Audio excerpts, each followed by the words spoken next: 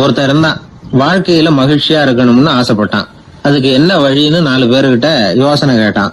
பணம் இருந்தா மகிழ்ச்சி தானா வரும், அதனால பணம் சம்பாதிக்கிற வழியை பாரு, அதுக்கப்புறம் நீ தேடிட்டு இருக்கிற மகிழ்ச்சி உன்னை தேடிட்டு வந்து சேரும்னாங்க. அப்படின்னா மகிழ்ச்சி இருக்கிற இடம் பணம் தான் அப்படின்னு அவன் முடிவு பண்ணிக்கிட்டான். அதை சேர்க்க ஆரம்பிச்சான். கொஞ்ச நாள்ல பெரிய ஆளாயிட்டான். செல்வம் நிறைய சேர்ந்து போச்சு. இப்போ அவனுக்கு மகிழ்ச்சி கிடைக்கல. மறுபடியும் நண்பர்கள் கிட்ட யோசனை கேட்டான். பணம் சேர்த்தா மட்டும் இன்பம் வந்துடாது, அதை செலவு பண்ணு, பணம் மூலமா இன்பத்தை தேடு, கிடைக்கும் அப்படின்னு யோசனை சொன்னாங்க. உடனே அந்த பணத்தை எடுத்துக்கிட்டு ஊர் பூரா சுத்தினான், வெளிநாடுகள் எல்லாம் போனான், சுத்தி பார்த்தான். அப்புறம் அவனுக்கு விருப்பமானதையெல்லாம் வாங்கி சாப்பிட்டு பார்த்தான்.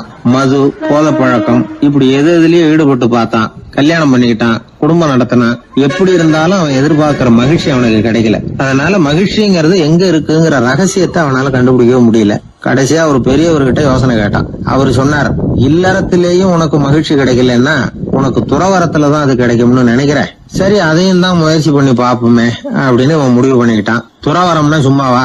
எல்லாத்துக்கும் அவன் துணிக்கிட்டான். வீட்டுல இருந்த நகை, பணம், பவுனு, வைரம், வைடூரியம் எல்லாத்தையும் ஒரு மூட்டையா கட்டி எடுத்துக்கிட்டான். ஒரு யோகியை தேடிட்டு போனான். அவர் காலடியில கொண்டுட்டு போய் வச்சான். அவர் நிமிர்ந்து பார்த்தார். என்ன இதெல்லாம்னார். இதெல்லாம் இனிமே எனக்கு தேவையில்லைன்னா. சரி, அப்படின்னா உனக்கு என்னதான் தேவைன்னார். எனக்கு மகிழ்ச்சி தேவை, மன அமைதி தேவைன்னா. அந்த யோகி தன்னுடைய காலடியில் இருந்த மூட்டையை பிரிச்சு பார்த்தார். உள்ள தங்கம், வைரம், நகை, பணம் எல்லாம் இருக்கு. அவ்வளவுதான். அவசரமா அதை சுருட்டி எடுத்துக்கிட்டார். தலையில வச்சுட்டு ஒரே ஓட்டமா ஓட ஆரம்பிச்சுட்டார். இவனுக்கு அதிர்ச்சியா போட்டுது. அடடா, இந்த ஆளு போலி ஆசாமி போல இருக்க, ஏமாந்துட்டோமே அப்படின்னு நினைச்சான். வருத்தப்பட்டான். அந்த துக்கம் ஆத்திரமா மாறிச்சு.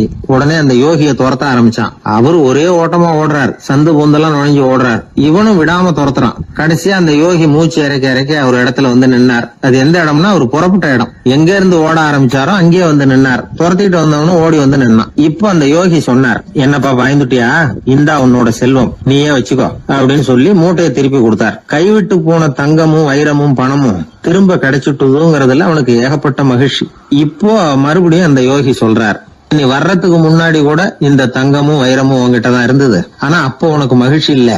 இப்போ உங்ககிட்ட இருக்கிறதும் அதே தங்கமும் வைரமும் தான். ஆனா இப்போ உன் மனசுல மகிழ்ச்சி இருக்கு. இதுல இருந்து என்ன தெரியுது? மகிழ்ச்சிங்கிறது வெளியில இல்ல, உள்ள இருக்கு. அது நம்ம மனசுல இருக்கு. இதை நல்லா புரிஞ்சுக்கணும். தங்கத்தையும் வைரத்தையும் மூட்டை கட்டி தலையில வச்சுக்கிட்டு அலைஞ்சானே, அவன் மாதிரிதான் நம்மள பல பேருக்கும் மகிழ்ச்சி எங்க இருக்குங்கிற உண்மை புரியறது இல்ல. அதனாலதான் பல சமயங்கள்ல நாம மகிழ்ச்சிக்காக அடுத்தவங்களை சார்ந்து இருக்கிறோம். நமக்கு வேண்டியப்பட்ட ஒருத்தன் பணம், நகை எல்லாத்தையும் ஒரு மூட்டையா கட்டி எடுத்துக்கிட்டு ஒருத்தர் காலடியில வச்சான். இது எனக்கு தேவையில்லைன்னா. உனக்கு என்னதான் தேவைன்னார் அவர். எனக்கு மன அமைதி தேவைன்னா. உனக்கு மன அமைதி தேவைப்படுகிற அளவுக்கு இப்ப என்ன ஆயிட்டுதுன்னார் அவர். வேற ஒண்ணும் இல்ல, இந்த பணத்தையும் நகையையும் நான் யாரு வீட்டுல எடுத்தனோ அந்த வீட்டுக்காரங்க இப்ப என் பின்னாடி துரத்திட்டு வந்துட்டு இருக்கிறாங்க, அவ்வளவுதான் அப்படின்னு நானா. மகிழ்ச்சியை தேடுகிறவர்கள் இந்த உலகத்துல அதிகம். அது எங்க இருக்குன்னு புரிந்து கொண்டவர்கள் ரொம்ப குறைவு. எது உண்மையான மகிழ்ச்சி அப்படிங்கறத புரிஞ்சுக்கிட்டு அதுக்கு தகுந்த மாதிரி நம்முடைய வாழ்க்கையை அமைச்சுக்கணும். ஒரு விஞ்ஞானி இருந்தார். அவர் பேர் என்னன்னா ஹோ, இதுதான் அவர் பேர். ஒரு ஊசியை கண்டுபிடிக்கணும், அதுக்காக அவர் ரொம்ப காலமா தலையை பிச்சுக்கிட்டு ஆராய்ச்சி பண்ணிட்டு இருந்தார். அது என்ன ஊசி தெரியுமா? இந்த தையல் மிஷின்ல இருக்குல்ல, அந்த ஊசி தான்.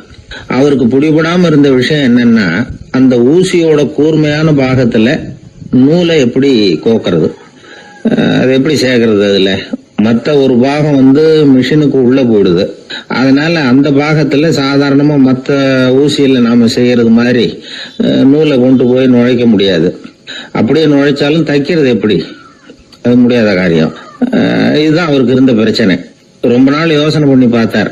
தையல் மிஷின் ஊசியோட வடிவ அமைப்பு அவருக்கு புலப்படல. ராத்திரி பகலா அதே ஞாபகமா இருந்தார். ஒரு நாள் அவர் தூங்கிட்டு இருக்கிறார். அப்போ ஒரு கனவு வந்தது. எப்படின்னா, அந்த கனவுல அவரை ஒரு மலைஜாதி மக்கள் புடிச்சிட்டு போயிடுறாங்க. கொண்டுட்டு போய் ஒரு இடத்துல கட்டி போட்டுடுறாங்க. அந்த மலைஜாதி மக்களோட அரசன் ஒருத்தன் அவன் வர்றான். அவரை பார்த்து ஒரு உத்தரவு போடுறான். என்ன உத்தரவு தெரியுமா? பொழுது சாயறதுக்குள்ள நீ தையல் மிஷின் ஊசிய கண்டுபிடிக்கணும். அப்படி கண்டுபிடிக்கலன்னா உன் தலையை வெட்டி விடுவோம். இதுதான் அந்த அரசன் போட்ட கட்டளை. இவருக்கு என்ன பண்றதுன்னு ஒண்ணுமே புரியல. திருன்னு முழிக்கிறார். இந்த நேரத்துல அந்த மலைஜாதியினர் அவரை சுத்தி சுத்தி பயங்கரமா முழிச்சுக்கிட்டு டான்ஸ் ஆடுறாங்க. தன்னை சுத்தி சுத்தி ஆடிக்கிட்டு வர்றவங்கள ரொம்ப பயத்தோட அவர் பாக்குறார். நேரம் ஆவ ஆவ தன்னோட இறுதி நேரம் நெருங்கிறத உணர்றார். ரொம்ப நெருக்கடியான நிலைமை. தன்னை சுத்தி ஆடுறவங்கள கவனிக்கிறார். அவங்க கைகள்ல ஈட்டி மாதிரி ஏதோ ஒரு ஆயுதம் வச்சிருக்கிறாங்க. அந்த ஆயுதத்தை இவர் கண்ணுக்கு நேரா கொண்டுகிட்டு வராங்க. அதை அவர் பாக்குறார். அந்த ஆயுதத்தின் கூரான முனையை இவர் கூர்ந்து கவனிக்கிறார். அந்த கூரான முனையில ஒரு சின்ன துவாரம் தெரியுது. உடனே அவருக்கு பளிச்சுன்னு ஒரு ஐடியா உதயமாகுது. இதைத்தானே இவ்வளவு காலமும் நான் தேடிக்கிட்டு இருந்தேன். கூரான முனையில ஒரு சின்ன துவாரத்தை போட்டுட்டா அது மூலமா நூலை செலுத்தி மறுமுனைய மிஷின்ல வச்சுடலாமே. தையல் மிஷின் ஊசி ரெடி அப்படின்னு நினைச்சார். திடீர்னு தூக்கம் கலைஞ்சது. உடனே தன்னுடைய தலைமாட்டில் இருந்த குறிப்பு ஏடுல இதை குறிச்சு வச்சுக்கிட்டார். அதுக்கப்புறமா அந்த ஊசியையும் அவர் செஞ்சு முடிச்சார். இது எப்படின்னு நீங்க நினைக்கலாம், ஆனா இது சாத்தியம்தான். முழிச்சுக்கிட்டு இருக்கிறப்போ நமக்கு ஏற்படுற சில பிரச்சனைகளுக்கு கனவுல விடை கிடைக்கிறது உண்டு. அப்படி பல பேருக்கு ஆயிருக்கு. உங்களையும் பல பேருக்கு இது மாதிரி அனுபவம் ஏற்பட்டிருக்கலாம். எந்த ஒரு செயலை பத்தி நினைக்கிறப்பவும் அந்த செயல் நம்ம நினைவுல ஒரு நல்ல வடிவம் பெறுது. ஒரு செயல் திட்டத்தை எந்த அளவுக்கு நாம நல்ல யோசனை செஞ்சு திட்டம் போடுறோமோ அந்த அளவுக்கு அதை சுலபமா செஞ்சு முடிக்க முடியும். அந்த விஞ்ஞானி நினைச்ச காரியம் அவர் எண்ணம் பூராவும் ஆக்கிரமிச்சது. அதனால அவர் நினைச்சது கனவுல உருவாகி அதுக்கு செயல் வடிவம் கிடைச்சிட்டுது. மனிதனோட உள் மனசுக்கு அவ்வளவு ஆற்றல் உண்டு அப்படின்னு சொல்றாங்க. தூக்கத்தை ஆக்கபூர்வமா உபயோகப்படுத்துறது எப்படி அப்படிங்கறத பத்தி எல்லாம் இப்ப நிறைய ஆராய்ச்சி பண்றாங்களாம். பயிற்சி எல்லாம் வேற கொடுக்கறாங்களாம். அதனால தூக்கத்தை பத்தி லேசா நினைச்சிடாதீங்க. நமக்கு வேண்டியப்பட்ட ஒருத்தர், அவருக்கு தூக்கத்துல நடக்கிற வியாதி, அதுக்காக மருந்து சாப்பிட்டுக்கிட்டு இருந்தார். ஒரு நாள் அவரை பார்த்து கேட்டோம், ஏங்க உங்க தூக்கத்துல நடக்கிற வியாதிக்கு மருந்து சாப்பிட்டீங்களே, ஏதாவது முன்னேற்றம், ஏதாவது இம்ப்ரூவ்மெண்ட் தெரியுதா அப்படின்னு கேட்டோம். தெரியுதுன்னார். எப்படின்னோ அதுக்கு அவர் சொல்றாரு, முன்னாடி எல்லாம் தூக்கத்துல ஒரு 10 அடி தூரம் நடப்பேன், இப்போலாம் ஒரு 40 அடி வரைக்கும் நடக்கிறேன் அப்படின்னு. ஒரு குழந்தை அம்மா கிட்ட போச்சு, அம்மா என்ன தூக்கிக்க. உடனே அந்த அம்மா அந்த குழந்தைய தூக்கி இடுப்புல வச்சுக்கிறாங்க. எந்த பக்கம் வச்சுக்கிறாங்க? இடது பக்கம். பொதுவா குழந்தைய தூக்குறவங்க யாரும் வலது பக்கம் இடுப்புல வச்சுக்கிறது இல்ல.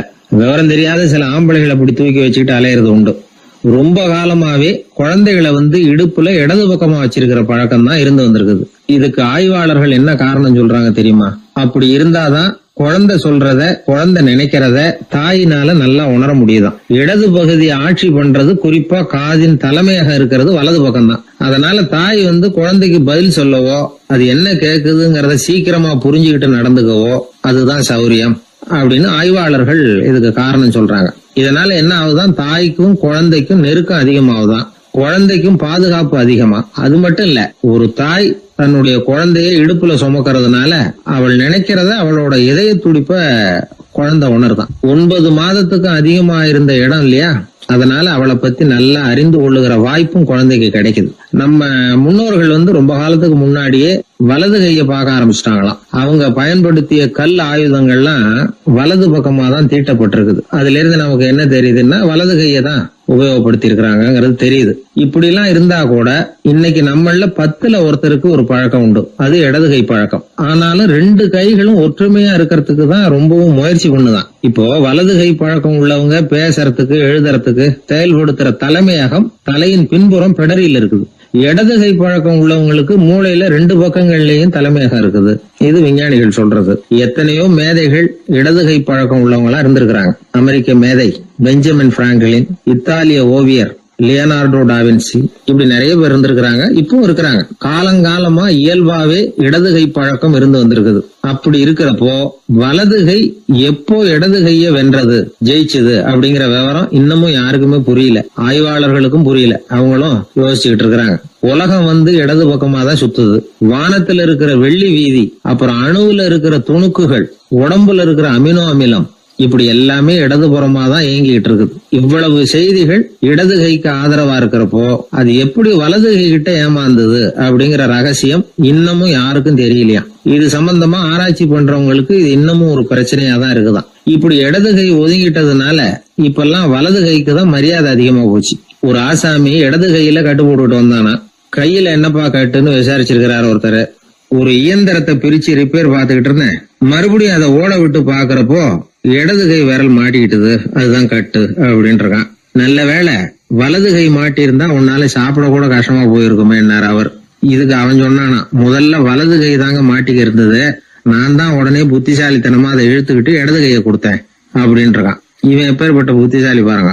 இந்த வலதுகை இடதுகைங்கிறத பத்தி அறிவியல் ஆராய்ச்சி ஒரு பக்கம் இருந்தாலும் கை சுத்தமா இருக்கணும், இது வாழ்க்கைக்கு முக்கியம். உண்மை, உழைப்பு, நேர்மை இதெல்லாம் இருந்தாதான் வாழ்க்கையில முன்னேற முடியும். அதனால இந்த இடதுகை பழக்கம் வலதுகை பழக்கம் எது எப்படி இருந்தாலும் அது ஒருத்தருடைய புத்திசாலித்தனத்தை பாதிக்கிறது இல்ல.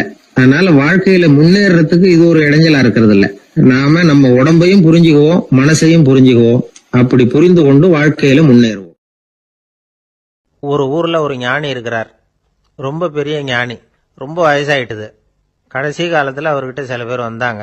உங்க குரு யார் அப்படின்னு கேட்டாங்க. அவர் நிமிர்ந்து பார்த்தார். எனக்கு ஆயிரக்கணக்கான குருமார்கள் உண்டு. அவங்க பேரெல்லாம் சொல்லணும்னா இந்த காலம் பத்தாது. ஆனா முக்கியமான ஒரு 3 பேரை பத்தி மட்டும் உங்களுக்கு சொல்றேன் அப்படின்னாராம். அப்புறம் சொன்னார், அந்த 3 பேர்ல ஒருத்தன் ஒரு திருடன். ஒரு சமயம் ஒரு பாலைவனம் வழியா நான் போய்கிட்டு இருந்தேன். அப்போ வழி தவறி போய் ஒரு கிராமத்துக்கு போயிட்டேன். அது இருட்டு நேரம், நடு ராத்திரி, ஊரே உறங்கி போச்சு. அந்த நேரத்தில் ஒரு ஆள் மட்டும் ஒரு வீட்டு சுவத்தில் ஏதோ பண்ணி உள்ளே நுழையறதுக்கு முயற்சி பண்ணிட்டு இருக்கிறான். அவன்கிட்ட போய் நான் இன்னைக்கு இங்கே எங்கே தங்க முடியும் அப்படின்னு கேட்டேன். அதுக்கு அவன், இந்த ராத்திரி வேளையில் அது ரொம்ப சிரமம், ஒரு திருடனோட உங்களால் தங்க முடியும்னா நீங்கள் என்னோட தங்கலாம் அப்படின்னா. நான் அவன் கூட 1 மாதம் தங்கியிருந்தேன். ஒவ்வொரு நாள் ராத்திரியும் இப்போ நான் என்னுடைய வேலைக்கு போகிறேன், நீங்கள் ஓய்வு எடுத்துக்கோங்க அப்படின்னு சொல்லிவிட்டு போவான். அவன் திரும்பி வந்த உடனே உனக்கு ஏதாவது கிடைச்சிதான்னு நான் கேட்பேன். அதுக்கு அவன், இன்னைக்கு ராத்திரி ஒன்றும் இல்லை, நாளைக்கு மறுபடியும் முயற்சி பண்ணுவேன் அப்படின்பா. எப்பவும் அவன் நம்பிக்கை இழந்ததே கிடையாது. எப்பவும் சந்தோஷமாகவே இருப்பான். நானும் ரொம்ப காலமாக தியானம் பண்ணிக்கிட்டே இருந்தேன். ஒன்றுமே நடக்கலை. ஆனால் நான் என்ன பண்ணேன் தெரியுமா? மனசு வருத்தப்படும், நம்பிக்கை இழந்துருவேன். அப்போல்லாம் அந்த திருடனுடைய விடாமுயற்சி தான் ஞாபகத்துக்கு வரும். அதனால் அந்த திருடன் எனக்கு ஒரு குரு. என்னுடைய 2வது குரு யாருன்னா அது ஒரு நாய். இது எப்படின்னா, ஒரு சமயம் எனக்கு ரொம்ப தாகமாக இருந்தது. ஒரு நதியை நோக்கி போய்கிட்டு இருந்தேன். அப்போது ஒரு நாயும் வந்தது. அதுக்கும் தாகம். ஓடி வந்து ஆற்றை பார்த்துது. அதோட நிழல் வந்து ஆற்றுல தெரிஞ்சுது. அதை பார்த்ததும் பயந்துட்டுது. அதாவது அது தன்னுடைய சொந்த உருவத்தையே கண்டு பயந்தது. அதை பார்த்து குறைக்குது, திரும்பி ஓடிச்சு. ஆனால் அதுக்கு தாகம் அதிகமாக இருந்ததுனால அது மறுபடியும் திரும்பி வந்தது. பார்த்தா மறுபடியும் தண்ணியில் நாயோட உருவம் தெரியுது. இப்படி சில தடவை பண்ணிச்சு. இருந்தாலும் கடைசியில் தண்ணியில் குதிச்சுட்டுது துணிஞ்சி. இப்படி குதித்த உடனே அதோட உருவமும் மறைஞ்சுட்டுது. இதை பார்த்தேன். நான் என்ன புரிஞ்சுக்கிட்டேன்னா, எவ்வளவுதான் பயம் இருந்தால் கூட ஒருத்தன் தைரியமாக காரியத்தில் இறங்கணும் அப்படிங்கிறத புரிஞ்சுக்கிட்டேன். இந்த போதனை அந்த நாய்கிட்ட இருந்து எனக்கு கிடைச்சிது. இது ஒன்று. அடுத்தது என்னுடைய 3வது குரு யாருன்னா அது ஒரு சின்ன குழந்தை. நான் ஒரு சமயம் ஒரு நகரத்துக்கு போனேன். அங்கே ஒரு குழந்தை எரிகிற மெழுகுவத்தி ஒன்று எடுத்துக்கிட்டு வந்தது. நான் அந்த குழந்தைய பார்த்து வேடிக்கையாக கேட்டேன், ஏன் பாப்பா இந்த மெழுகுவத்தியை நீயாவே கொளுத்துனியா அப்படின்னு கேட்டேன். ஆமான்னுது அந்த குழந்தை. சரி, இந்த மெழுகுவத்தி முன்னாடி எரியாமல் இருந்தது, இப்போ எரியுது. இந்த மெழுகுவத்திக்கு வெளிச்சம் எங்கேருந்து வந்தது, அதை எனக்கு காட்ட முடியுமா அப்படின்னு கேட்டேன் அந்த குழந்தைகிட்ட. இதுக்கு அந்த குழந்தை சிரிச்சுக்கிட்டு அந்த மெழுகுவத்தியை ஊதி அணைச்சுட்டுது. அதுக்கப்புறம் என்னை பார்த்து கேட்டுது, இப்போ இந்த மெழுகுவத்தியின் வெளிச்சம் போனதை பார்த்தீங்க இல்லையா, அது எங்கே போச்சுன்னு எனக்கு சொல்லுங்க அப்படின்னுது. அந்த குழந்தை இப்படி கேட்டதும் என்கிட்ட இருந்த ஆணவம் அழிஞ்சுட்டுது. நான் படித்ததெல்லாம் அந்த வினாடியில் சுக்கு நூறாக போயிட்டுது. என்னுடைய முட்டாள்தனத்தை நான் உணர்ந்தேன் அப்படின்னு இவ்வளவும் அந்த ஞானி விவரமாக சொன்னாராம். அதனால் நாம் இன்னார்கிட்ட இருந்து தான் இதை கற்றுக்கணுங்கிறது இல்லை, யாருக்கிட்ட இருந்தும் எதையும் கற்றுக்கலாம். நம்மால் ஒருத்தன் ஒரு நாய் வளர்த்துக்கிட்டு இருந்தான். அந்த நாய்க்கு வால் கிடையாது. யாரோ ஏற்கனவே வெட்டி எடுத்துட்டாங்க. இந்த நாய் தான் சார் எனக்கு குரு, அதுகிட்டே இருந்து கூட நான் பாடம் கற்றுக்கிட்டு இருக்கிறேன் அப்படின்னா. அப்படி என்ன கற்றுக்கிட்டேன் அந்த வால் இல்லாத நாய்கிட்ட இருந்து அப்படின்னு கேட்டோம். நாம் யாருக்கிட்டையும் வாலாட்டக்கூடாது அப்படிங்கிற பாடத்தை அதுகிட்டே இருந்து தான் நான் கற்றுக்கிட்டேன் அப்படின்னா. என்ன சார் உங்கள் பையன் என்ன செஞ்சுக்கிட்டு இருக்கிறான் இப்போ அப்படின்னு கேட்டார் ஒருத்தர். அடிக்கடி கண்ணாடி முன்னாடி நின்று அழகு பார்த்துக்கிட்டு இருக்கிறான் சார் அப்படின்னாரு அப்பா. இளம் பருவம் இப்படி தான் இருக்கும், அதையெல்லாம் சாதாரணமாக நினச்சிடாதீங்க அப்படின்னாரு அவர். என்ன சார் சொல்கிறீங்க, கண்ணாடி முன்னாடி நின்றுக்கிட்டு நேரத்தை வீணாக்கிக்கிட்டு இருக்கான், அதை ஒரு பெரிய விஷயமா நான் நினைக்கணுமா அப்படின்னாரு இவர். இளம் பருவத்தில் இளைஞர்களுக்கும் சின்ன பொண்ணுங்களுக்கும் அடிக்கடி கண்ணாடியில் பார்க்கணும்னு தோணும். அது வெறுமனே அழகு பார்க்கறது மட்டும் இல்லை, அவங்க தங்களையே தேடி கண்டுபிடிக்கிற ஒரு முயற்சி அது. இது ஒரு மனோதத்துவ விளைவு. இது வரைக்கும் சின்ன பிள்ளையா இருந்துட்டோம், இனிமேல் நாமளும் மற்றவங்க மாதிரி மனிதர்கள் தான் அப்படிங்கிற உணர்வு அவங்களுக்கு வருது. தங்களோட முகம் எப்படி இருக்குது, அழகு எப்படி இருக்கு, உடம்பு நேரம் எப்படி இருக்கு, முடி எப்படி இருக்கு அப்படிங்கறதையெல்லாம் கண்டுபிடிக்கிறாங்க. அதுக்கப்புறம் இன்னொரு ஆணோ பொண்ணோ தன்னை கவனிக்கணும் அப்படின்னு நினைக்கிறாங்க. இதெல்லாம் மனோதத்துவ உண்மைகள், இதெல்லாம் இயற்கை. இதை பார்த்துட்டு பெற்றவங்க பிள்ளைங்க கெட்டு போட்டாங்க அப்படின்னு நினைக்கக்கூடாது, அவங்கள திட்டிக்கிட்டே இருக்கக்கூடாது. இன்னைக்கு பல குடும்பங்கள்ல இதுதான் நடந்துகிட்டு இருக்குது. மனுஷ வாழ்க்கையிலேயே இப்படியும் இல்லாத அப்படியும் இல்லாத ஒரு பருவம் இளம் பருவம். 13லேருந்து 19 வயசுக்கு உட்பட்ட ஆண்கள் பெண்கள் இந்த வகையை சேர்ந்தவங்க, டீனேஜ் குரூப். இவங்கள சின்னவங்கன்னு நினைச்சிட முடியாது, பெரியவங்கன்னு நினைச்சிட முடியாது. இவங்க ரொம்ப சென்சிட்டிவ். சமூகம் நினைச்சா இவங்களை நல்லவங்களாவும் ஆக்கலாம், கெட்டவங்களாவும் ஆக்கலாம். கொஞ்சம் அக்கறை எடுத்துக்கிட்டா பெரிய பெரிய மேதைகளையும் விஞ்ஞானிகளையும் உருவாக்கலாம். ஆனால் நடக்கிறது என்ன தெரியுமா, அநேகமாக இவங்களை யாருமே சரியாக புரிஞ்சுக்கிறது இல்லை, இவங்களை சரியாக நடத்துறதும் இல்லை. இது வரைக்கும் நாம் சொல்கிறத கேட்டுக்கிட்டு இருந்தான், இப்போல்லாம் அவன் இஷ்டத்துக்கு நடக்க ஆரம்பிச்சுட்டான் அப்படின்னு வருத்தப்படுற பெற்றோர்கள் அதிகம். இது வருத்தப்படுற விஷயம் இல்லை, சந்தோஷப்பட வேண்டிய விஷயம். உங்கள் புள்ள சொந்தமாக யோசிக்க ஆரம்பிக்கிறதும் நடந்துக்க ஆரம்பிக்கிறதும் ஒரு தப்பான விஷயமா? அவன் கடைசி வரைக்கும் உங்கள் பேச்சையே கேட்டுக்கிட்டு இருக்கணுங்கிறது என்ன நியாயம்? இன்னைக்கு இளைஞர்களை பெரியவங்க தப்பாக புரிஞ்சுக்கிட்டு தவறாக நடத்துறதுனால தான் அவங்களுக்கு வெறுப்பு, எரிச்சல், மனக்கசப்பு எல்லாம் உண்டாகுது. பெற்றவங்க சரியாக மதிக்கிறது இல்லை அப்படிங்கிற ஒரே காரணத்தினாலேயே வீணா போகிற பிள்ளைங்க இன்னைக்கு அதிகம். சரி, பெற்றவங்களுக்கு இன்னைக்கு என்னதான் புத்தி சொல்ல வர்றீங்க அப்படின்னு கேட்குறீங்களா? நாம எதையும் சொல்ல வரல, ஆனால் அது சம்பந்தமான சில நிபுணர்கள் சொல்லி இருக்கிறத உங்க காதில் போட்டு வைக்கலாம். அது என்னன்னா, பிள்ளைங்க கிட்ட அன்பு செலுத்துங்க. குழந்தையா இருந்தப்போ எவ்வளவு பாசமா இருந்தீங்க, வளர வளர அதை ஏன் குறைச்சிக்கிறீங்க? பெற்றவங்களின் அன்பான வார்த்தைகளுக்கு ஏங்குறவங்க தான் இன்றைய இளைஞர்கள். அவங்க எதை சொன்னாலும் அதை அக்கறையா காது கொடுத்து கேளுங்க, அலட்சியப்படுத்தாதீங்க. அவங்க விரும்புறது உங்ககிட்ட இருந்து ஒரு மதிப்பு, மரியாதை, அங்கீகாரம், இவ்வளவுதான். அவங்க அவங்களாவே முடிவுகள் எடுக்கட்டும், அதுக்கு நீங்க உதவியா இருங்க, அது போதும்.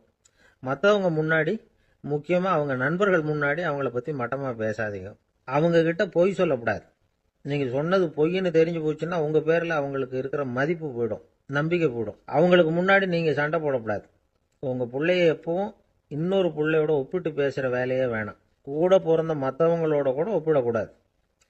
இப்படி செஞ்சா அவன் உங்ககிட்டயும் பிரியமா இருக்க மாட்டான், அவங்க கிட்டையும் பிரியமா இருக்க மாட்டான். புள்ள எங்க போறான், என்ன பண்றான் அப்படின்னுலாம் துப்பறிஞ்சிக்கிட்டு இருக்கக்கூடாது. இளைஞர்கள் தனிமையை விரும்புறவங்க. அவங்கள பெட்டியில வச்சு மூடி பாதுகாக்கணும்னு நினைக்கக்கூடாது. அவங்கள எப்படி பாதுகாக்கிறது அப்படிங்கிறது அவங்களுக்கே தெரியும். உங்க புள்ள எப்படி நடந்துக்கணும்னு நீங்க எதிர்பார்க்குறீங்களோ அது மாதிரி நீங்க நடந்து காட்டுங்க, அது போதும். ஒரு வீட்டில் அப்பாவும் அம்மாவும் பேசிக்கிட்டு இருக்கிறாங்க.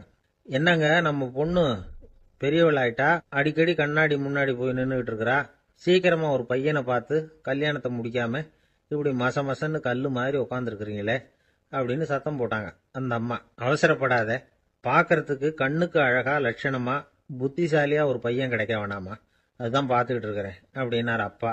இதுக்கு அந்த அம்மா சொல்றாங்க, எங்க அப்பா இப்படியெல்லாம் நினைச்சுக்கிட்டு இருந்திருந்தா எனக்கு கல்யாணமே ஆயிருக்காது தெரியுமா அப்படின்னாங்களாம். ஒரு ஊர்ல ஒருத்தர் இருந்தார், ரொம்ப நல்லவர், யாருக்காவது ஏதாவது கொடுத்துக்கிட்டே இருப்பார், கொடையாளி. தினமும் யாராவது ஒருத்தருக்கு ஏதாவது கொடுக்கலன்னா அவருக்கு தூக்கம் வராது, அப்படி ஒரு பழக்கம். அது மட்டும் இல்ல, அவர் கொடுக்கறது அடுத்தவங்களுக்கு தெரியாது, அவ்வளவு ரகசியமா அதை கொடுப்பார். வலது கை கொடுக்கறது இடது கைக்கு தெரியக்கூடாதுன்னு சொல்லுவாங்கல்ல, அது மாதிரி அவர். ஒரு நாள் ராத்திரி அவர் ஏற்கனவே தயாரா கட்டி வச்சிருந்த பணம் முடிச்ச கையில எடுத்துக்கிட்டு வீட்டை விட்டு வெளியில வந்தார். தெருவில் இறங்கி நடந்தார். இன்னைக்கு யாருக்கு தர்மம் செய்யறது அப்படின்னு யோசனை பண்ணிட்டு இருட்டில் நடந்து வந்துகிட்டு இருக்கிறார். யாரோ ஒருத்தர் எதிரில் வர்றது மாதிரி தெரிஞ்சுது. உடனே அவர் கிட்ட போனார். தன்கிட்ட இருந்த பணம் முடிச்சு அவசரமா அவர் கையில திணிச்சுட்டு திரும்பி வந்துட்டார். அப்பாடா, ஒரு வழியா யாருக்கும் தெரியாம இன்னைக்கு தர்மம் பண்ணியாச்சு அப்படிங்கிற மகிழ்ச்சி, மன நிறைவு அவர் முகத்துல. நிம்மதியா தூங்கினார். அப்புறம் எழுந்திரிச்சார். மறுநாள் காலையில ஊரு பூரா ஒரே பேச்சு. என்ன பேச்சுன்னா, நேற்று ராத்திரி ஒரு திருடன் கையில யாரோ பணத்தை கொடுத்துட்டு போயிருக்கிறாங்க அப்படின்னு எல்லாரும் பேசிக்கிட்டு இருக்கிறாங்க. இதை கேள்விப்பட்டதும் அந்த பெரியவருக்கு ரொம்ப வருத்தமா போச்சு. அடடா, போயும் ஒரு திருடனுக்கா உதவி பண்ணிருக்கிறோம், பிரயோஜனம் இல்லாம போட்டுதே அப்படின்னு நினைச்சார். சரி, இன்னைக்கு யாருக்காவது உதவி பண்ணணும் அப்படின்னு முடிவு பண்ணினார். ராத்திரி நேரம் வந்தது. இவர் வழக்கம் போல தெருவில் இறங்கி நடந்தார். கையில பணம் முடிச்சு. எதிரில் ஒரு பொன் உருவம் மங்களா தெரிஞ்சது. இவர் உடனே அந்த பெண் கிட்ட பணத்தை கொடுத்துட்டு திருப்தியா திரும்பி வந்துட்டார். மறுநாள் காலையில ஊர் பூரா என்ன பேசிக்கிட்டாங்க தெரியுமா? நேற்று ராத்திரி நெறி தவறி நடக்கிற ஒரு பெண்ணின் கையில யாரோ பணத்தை வச்சுட்டு போயிருக்கிறாங்க அப்படின்னு எல்லாரும் பேசிக்கிறாங்க. அடடா, இன்னைக்கும் தவறுதலா நடந்து போச்சு அப்படின்னு ஒரு வருத்தப்பட்டார். இருக்கட்டும், இன்னைக்கும் ஏதாவது தர்மம் பண்ணுவோம் அப்படின்னு நினைச்சுக்கிட்டாரு. 3வது நாள் ராத்திரியும் புறப்பட்டார். இப்பவும் எதிரில் ஒருத்தர் வந்தார். இவர் பணத்தை கொடுத்தார், திரும்பி வந்துட்டார்.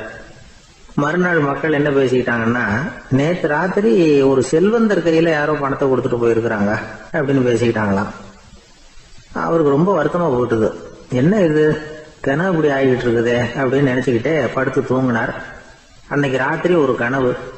அந்த கனவுல இறைவன் வந்து சொன்னாராம், இத பாருப்பா, நீ கொடுத்த தர்மம் வீணா போயிடல. உன்கிட்ட பணம் வாங்கின அந்த திருடன் திருந்திட்டான், அந்த பொண்ணும் திருந்திட்டா, அந்த செல்வந்தனும் கொடையாளி ஆயிட்டான், எல்லாருக்கும் உதவி பண்ண ஆரம்பிச்சுட்டான் அப்படின்னு சொன்னாராம். இந்த கதையை சொன்னவர் யாருன்னா நபிகள் நாயகம். இதுல உள்ள கருத்து என்னன்னா, நல்ல மனசோட தர்மம் பண்ணுனா அது வீணா போறதில்லை. இன்னொரு கருத்து, தர்மம் வந்து தன்னை மட்டுமல்ல அடுத்தவங்களையும் தீமையிலிருந்து காப்பாற்றும். இதுதான் நாம புரிஞ்சுக்க வேண்டியது. இந்த காலத்திலயும் இது மாதிரி சில சம்பவங்கள் நடக்கிறது உண்டு. ஒரு பெரியவர் இருட்டில் நடந்து வந்துகிட்டு இருந்தாரு. எதிரில் வந்த ஒருத்தன் வலு கட்டாயமா ஒரு கையை பிடிச்சி ஒரு பண முடிப்பை கொடுத்து வச்சுக்க சொல்லிவிட்டு விலகி போயிட்டான். பெரியவருக்கு ஆச்சரியம், இந்த காலத்திலயும் இப்படி வலது கை கொடுக்கறது இடது கைக்கு தெரியக்கூடாதுன்னு நினைக்கிற கொடையாளிகள் உண்டு போல இருக்கு அப்படின்னு யோசனை பண்ணிக்கிட்டே நடந்தார். கொஞ்ச தூரம் போயிருப்பாரு. அதுக்குள்ள அதே ஆள் திரும்பி வந்தான். கொடுத்த பண முடிப்பை திருப்பி கொடுங்க அப்படின்னு கேட்டு வாங்கிட்டான். இவருக்கு ஒன்றும் புரியல. ஏன் இப்படி பண்றேன்னார். அது ஒண்ணும் இல்லைங்க, கொஞ்ச நேரம் இதை உங்ககிட்ட கொடுத்து வச்சிருந்தேன் அவ்வளவுதான் அப்படின்னா. ஏன்னு கேட்டார். என்னை பின்னாடி போலீஸ் தேடிக்கிட்டு வந்துகிட்டு இருக்குது, அதுதான் அப்படி பண்ணேன், இப்ப போயிட்டு இனிமே ஒன்றும் பயம் இல்லை அப்படின்னு சொல்லிவிட்டு அவன் பாட்டுக்கு நடந்து போறான். ஒரு ஊர்ல ஒரு பெரிய செல்வந்தர் இருந்தார். பணத்துக்கு பஞ்சம் இல்லை. அதனால இந்த உலகத்துல முடியாத காரியம் எதுவும் இல்லைன்னு நினைச்சார். பணம் இருந்தாலே அந்த நினைப்பு தானா வந்துடும். அதனால இவரும் அப்படி நினைச்சதுல ஒன்றும் தப்பு இல்லை. அந்த ஊருக்கு குருநானக் ஒரு தடவை வந்தார். அவருக்கு இந்த செல்வந்தர் ரொம்ப பிரமாதமா ஒரு வரவேற்பு கொடுத்தார். ஊர் எல்லையிலேயே எங்க வீட்டுக்கு வந்து விருந்து சாப்பிட்டுட்டு போகணும்னு கேட்டுக்கிட்டார். அவரும் சரின்னு ஒத்துக்கிட்டார். உடனே தன்னுடைய பங்களாவில் ஒரு பெரிய விருந்துக்கு ஏற்பாடு பண்ணார். குருநானக் அழைச்சிட்டு வீட்டுக்கு போனார். உட்கார வச்சார். ஐயா, நான் இந்த ஊர்லயே ரொம்ப பெரிய வசதி உள்ளவன், என்னால எல்லாம் முடியும். உங்களுக்காக நான் என்ன செய்யணும்னு சொல்லுங்க. எதுவா இருந்தாலும் பரவாயில்ல, எவ்வளவு செலவானாலும் பரவாயில்ல, என்னால செய்ய முடியும்.